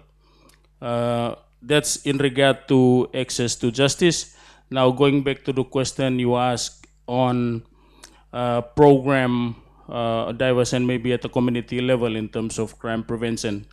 Yes, we have within the department a crime prevention branch which deals mainly with identifying youths in hotspot areas and putting them through some a program of diverting them. And we do that through partnership arrangement because we don't have all the programs and we don't have maybe the necessary capacity. So what we usually do, we identify partners who can do that for us. So currently we have, I think my colleague mentioned something about partnership with SDA mission. So through the SDA mission, we support them, we channel them through, we connect them with the other partner that the department is also partnered with, which is University of Woodall. So what we are doing, we are connecting the youths within the project sites, we connect them to do sustainable livelihood training with Kairak, University of Woodall. And through that, we give them a little seed capital to start up something. And maybe that's where juveniles, we've also assisted the juvenile, I think a number of juveniles in Era Boys Town. We've assisted them through this process for them to establish themselves in communities. As you may agree, some of these juveniles, when they're in prison, when they come out, they are faced with challenges on trying to integrate back into communities. And they have to have something to start their life on with. So what we usually do, we usually give them a little seed capital, maybe a box of chicken, chiclet, and they go back into community to start their life. But that's just a little something that we do, but we need to do more. and we realized that the demand is high, but we're just starting with something small, and it will surely grow. And with the right support, with the right partnership, I know we can address some of the issues in terms of recidivism back in communities. We've started some of this project in Terima, also at Morata, but we've learned some lesson from it. There were some challenges, but what we are doing now, the strength of what we will be doing is through partnership arrangement. Agencies that have the capacity to actually deliver on behalf of government. So we'll be partnering with them. And also through the Community Justice Service Center setups that will provide a one-stop avenue for access to justice and also accessing programs and information on whatever all other government agencies are doing right down at the district level. Thank you. Deputy Secretary, I think we have a lot of questions for the juvenile and all this preventive sort of crimes intervention, but we have a lot of other questions still that are outstanding. So maybe you can go on to all these other questions. I will try. Thank you, Chairman. I'll try and cover the rest of the questions. But under main thematic areas, Chairman and committee members, if I were to go through his questions, I'll probably take the whole afternoon. So thank you for the opportunity. In terms of legal services and capacity, the main thematic area, if I can draw your attention to your questions, the particular questions under those thematic areas. First part we've covered already. Second part is legal services and capacity. The third part, data monitoring and accountability. That's a recurring issue. And the last bit is D, legislative and policy reform. To my left, Director Waruba will cover just some snapshots on what reforms have taken place towards protecting our children and youth. But as far as legal services and capacity is concerned, we've touched a bit about legal aid for children and families. Like as it was mentioned, there is a dedicated specific area in the division in the Public Solicitor's Office that is dedicated for juvenile service. And then you asked about capacity of female judicial officers. That's one area that for us particularly we are not able to give information on because it's spread out in other areas as well, other mandates as well. For example, police, CS, even the magistracy. Are they trained to look after or handle juvenile children that come into contact with law?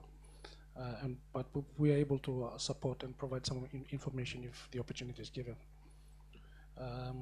And then training and capacity that's an ongoing thing amongst judicial officers. When we say judicial officers, we are talking about the magistrates, probably the judges as well. I am referring to the making reference to the agenda that you just given to us, just to guide our train of thought. If I can just quickly go to what the department is doing in terms of, again, those main thematic areas under the wonderful leadership of our Secretary Dr. Erikwa, and let me pause here to apologize on his behalf. He's taken a trip overseas, and that's the reason why I am here before you. So under the great leadership of our Secretary Dr. Erikwa, we've reorganized our department as well to respond to issues like this, particularly children and youth as well.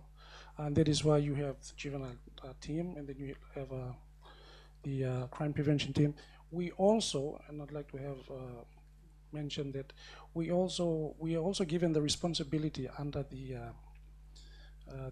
management of one of the deputy secretaries, who is responsible for coordinating justice matters across the province and law and justice sector. Under his division, there is a program called Child Nutrition and Social Protection, which you might be interested. Unfortunately, I'm not able to bring the information before you because I was drawn to what was before us, but I thought that I should mention it is a critical component of what the committee is looking for and what you want to know.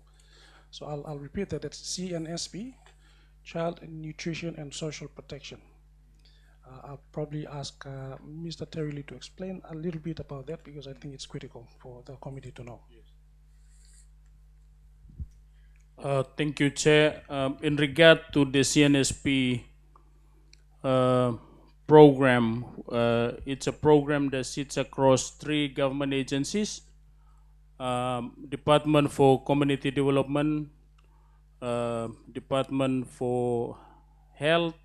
The Department of Justice plays the coordinating role of those of the CNSP. So in terms of program, the 2 other agencies, they run specific program under the CNSP, and the Department of Justice is only responsible for compliance, procurement, and monitoring of the program itself. Unfortunately, we don't have the information right before us, but it is something that maybe community development can provide more information on, and also the Department of Health in terms of the implementation status. Thank you. The other bit that I wanted to mention about what the department is doing in response to the reason why we're here is in terms of reorganizing ourselves. As far as the legal and policy division of the department is concerned, we have recently, about a month ago, divided the division further to include a division called Innovating the Law. That particular area is very critical. It's important as far as development is concerned and changes in law is concerned.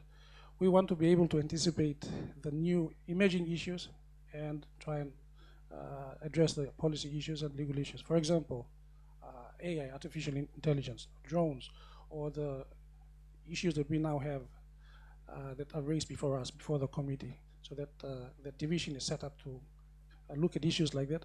Some of the departments need help with the legislation, and that's why we are here. That's why the division is created. It is approach, ask for help, we are there to help. It is, and Madam here is the head of the division, we are here to help. So in summary, or in for short, Chairman and members, 2 things are quite still we need to address. One, in relation to coordination in terms of data, and coordination in terms of justice matters to do with youth and children, which we continue to do, continue to try and improve. Much of those are in our reports. If you take care to have a look at the reports, we can. We want to, by leave of the chairman and the committee, we want to produce a consolidated report, if you can give us time, for the benefit of the committee to summarize all that we have said. Chairman, just back to my question again. Yes, I know you're doing some initiatives to prevent crimes and all this, but what I'm interested is in the law itself. So we sign an agreement with United Nations or something, and we remove capital punishment from schools and from parents and all this, but we did not have anything in place because we're talking about children. We're talking about children, our children, and they're still classified as children. So how are we gonna discipline them? That's something that we have removed capital punishment from schools and from PNC. If I am correct to understand that there is no more capital punishment. So all beginning you mean Baltimore? You mean Baltimore all but okay man you mean child abuse or kind of thing. Before me plus section kanda. Me plus section kanda go through belt na kanda you mean section go through, but now I'm also beginning. On looks belt na kanda you mean remove capital punishment from them. And we did not replace with anything. I mean, got laugh, na cat, and you can walk with some stuff, but some lot pigni almost RM talk. So all need looks in kanda na stick na all RM talk. So you may rouse him this la capital punishment from them.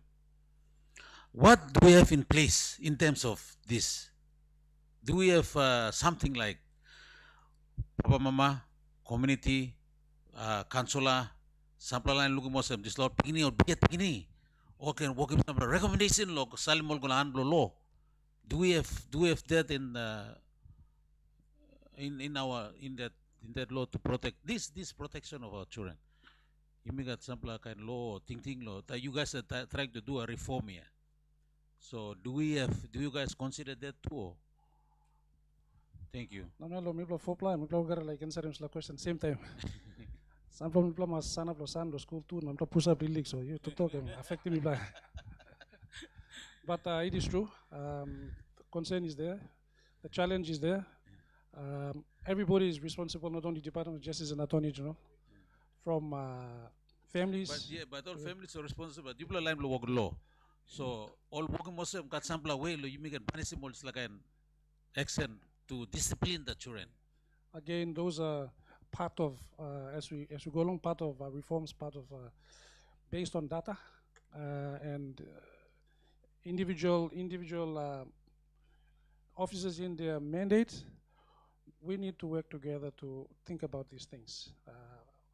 Any change to law comes from policy and suggestions on reforms.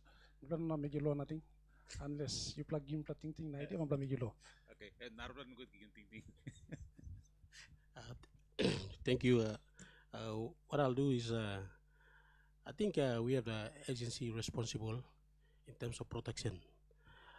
When it comes to areas of family, child protection, I think the questions that was asked, the National Office of Child and Family Services, they are the custodian of the Lookout and Pickaninny Act, the Child Protection Act. Probably they can respond on that area because the Lookout and Pickaninny Act has provisions that looks at those concerns that you've raised. So I would suggest that they will respond to the questions that you ask. Thank you. Okay, good. Then next up. Chair, if I may just add, I think the question itself is on the part of discipline. To what extent does discipline becomes an abuse? I think that's the right way of putting it. To what extent does discipline becomes an abuse? And this is something that it's not only going to be addressed through legislative amendments. It is something that will be addressed across sector. But as my colleague have mentioned, in terms of protection, I think the mandated agency is Office of Child and Family Services. Though across sector, we note that in schools, and if we are referring to capital punishment, I think that was removed through the school system.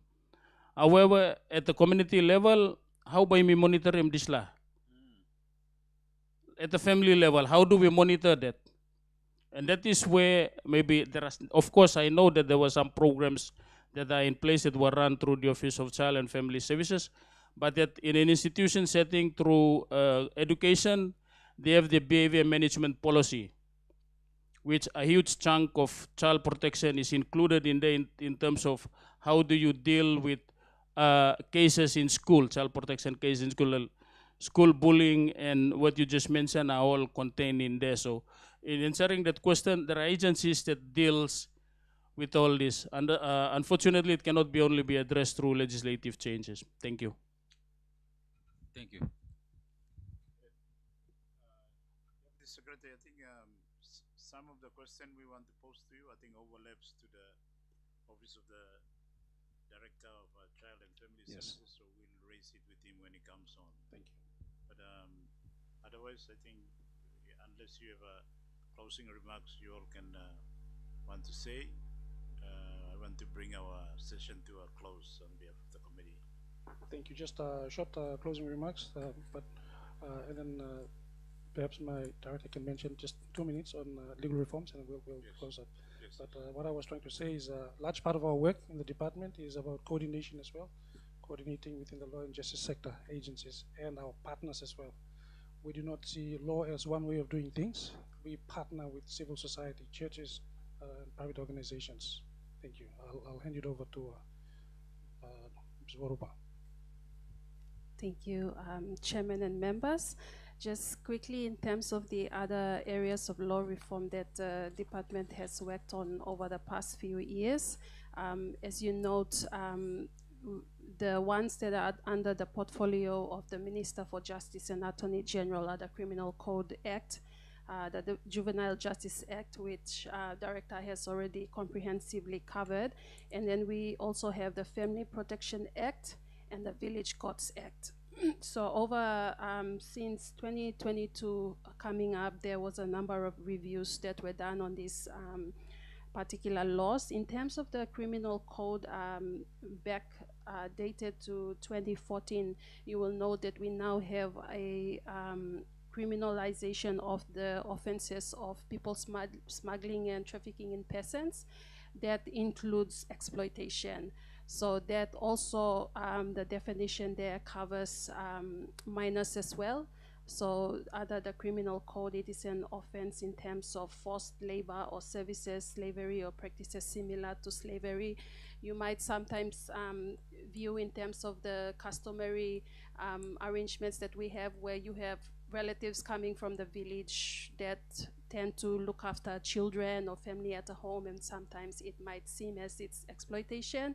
Maybe young kids are involved in that. That provision as well could cover children as well.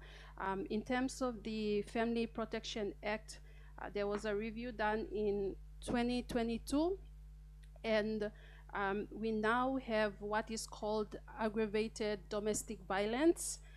You will note that with this amendment, there's no fine that is involved. You only will see imprisonment not less than 5 years and not more than 7 years.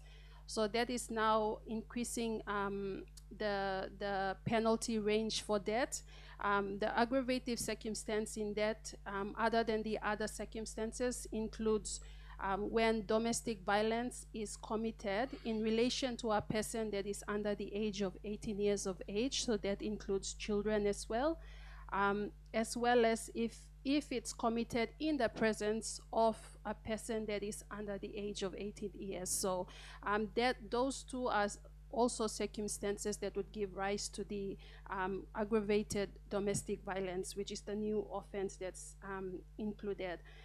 We also have part of that, the stakeholders have raised the concerns about protection of service providers like the safe houses in terms of the referrals. That protection also is provided in the legislation, so that if children are involved, for instance, example, in a family sexual violence case, the service providers are also protected under there to provide relevant services to them. We do also have the Criminal Code Act, also in terms of the SARV, sorry, accusations related violence. There's a whole lot of policy work that is happening on the background as well. There is a National Core Committee that has a combination of civil society as well as relevant government agencies that come together every quarter to discuss cases and challenges that are faced, and how best each partner can help to support the work. So under that, we have reviewed the National Action Plan for SARV that has already gone through NEC. That's National SARV Action Plan 2024 to 2029.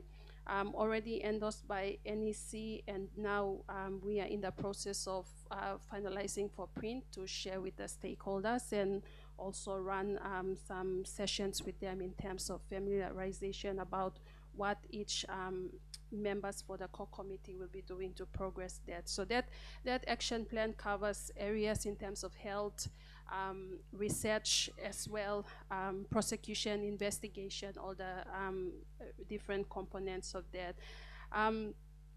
I mentioned FPA. You will note that the village court has been given powers under that legislation to be issuing interim protection orders. We have rolled out training since the passage of the legislation in 2013. From the statistics that have been provided back, there hasn't been much improvement in terms of the rate of the issuance of the IPOs at the village courts level. Now, there were some studies done by our partners to identify what the challenge and issue was in terms of issuing the IPO at the first instance and translating that from IPO to an actual protection order, which is done at the district court. The department itself, in terms of our evaluation, we noted that the trainings that were run, yes, we did have village court officials that attended across the country. The issue was in terms of the literacy rate. So they couldn't understand the first instance their power to be issuing in terms of what circumstance. The department, through the recent village courts policy, has now put in some measures to help to strengthen that part of the process. Now the peace officers as well as the clerks, the requirement is to have them at a grade 12 level, now not touching the magistrates, because of course they have to be someone that is of good standing in the community and knows how to apply custom and all that, but it's the assistants, the clerks and the peace officers that will be at a grade 12 level, which means that now they're able to read and assist the magistrates in terms of the decisions, so that we are able to best get the reports from them to know the type of key offenses that are happening in communities and how best we can intervene in that, because mainly, of course, women and children are the victims when it comes through. We want to ensure that that system is strengthened in relation to that. Addressing the issue about youth unemployment, we've also started rolling out in the village court system as well the new officials that are now appointed at grade 12 level and up. We have an arrangement with the SILAG as well as the Divine Word University. So what happens is any youth that is identified in a community at a grade 12 level up are considered to apply to be a village court clerk or a peace officer. They come for a few months training at SILAG in terms of how best they can help the magistrates. And then they go back, they do their work for a minimum of maybe 2 years, and then their qualification can be upgraded now with the Divine Word University up to a diploma level. So which means that now their employability will increase a bit, so they can find employment elsewhere. Then it gives vacancy for the other young ones that are coming up to go through the system as well. So that's another intervention that the department has undertaken through the village courts policy. In terms of data, the restructure of the department that my colleagues have just mentioned, we do now have what is called Data for Justice. That is a new branch that's established within the department, mainly to help with coordination of data across our key stakeholders, so that it helps us to inform the interventions that we have in the department. Thank you. All right, Deputy Secretary and your officers, I want to thank you all for your comprehensive report to our committee and for your engagement with us. Important thing for our committee is to ensure that young people are protected by the law, they have access to justice, and there is a mechanism in place to ensure that when they are under supervision or on probation or all this diversion that you all are initiating, that the institutions or those people who are responsible for them too, they maintain high standard of having oversight over the children. Because the children, as we all know, they are vulnerable people at their age where they can't really rationalize and make decision for themselves, and sometimes, and a lot of times, adults take advantage of them. We have problems already in orphanages. We have problems already in the juvenile, detention areas in the, CIS, and it's important for us to provide the protection that they need in order that they can be rehabilitated. I think the focus that you all have in terms of diversion is good, that it's to give opportunity as much as possible for rehabilitation. I think as our member for War Warriors also expressed that some children also tend to commit serious crime, and that becomes a big concern for all of us. Prevention is a concern for all of us, and you all are managing a justice system, but I'm happy we all happy that you all are thinking about prevention as well. That's a responsibility that goes across the line. Everybody, not just you all in justice, but not just the, Office of Child and Family Services, but everybody should be, involved in prevention to ensure that our children remains as children, are given the opportunity that they deserve to become better person and continue their life journey in a much positive environment or positive way than they would otherwise have. So that's the main sort of concern that we have. A lot of legislation that you all have reviewing too, which is good. Maybe at another time, maybe we will just call you all justice to come and not integrate with everybody, so we can have a proper dialogue with you all to see how you are managing. You also can have an opportunity to relate to everybody, our committee and the public, as to the work that you are doing, so everybody can have a appreciation. It's also a sort of a mirror for you all to see how you all are tracking. So we are all doing the work that we need to do in order to provide protection and support to that vulnerable members of our community. So that is mainly the line of our interaction with you all. So on behalf of the committee, I thank you all once again, Deputy Secretary, all our officers. Thank you all for the work that you are doing, and keep on making progress. That's the main concern too of our committee, is to show that we are making progress. We are achieving results. For example, if those who are having problems with the law are not reoffending, then we are making progress. So let's keep that in mind. Thank you very much, and thank you for the work that you are doing. Thank you, Chairman and Committee. All right. With that, ladies and gentlemen, it's already 15 past 1.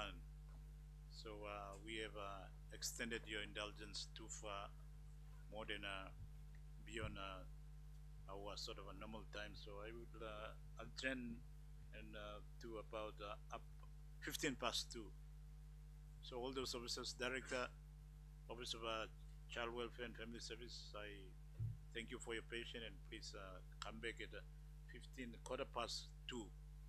Now there is lunch being served, so all our officers, everybody who's still here, we can have lunch and then resume at quarter past 2. Thank you very much, everyone.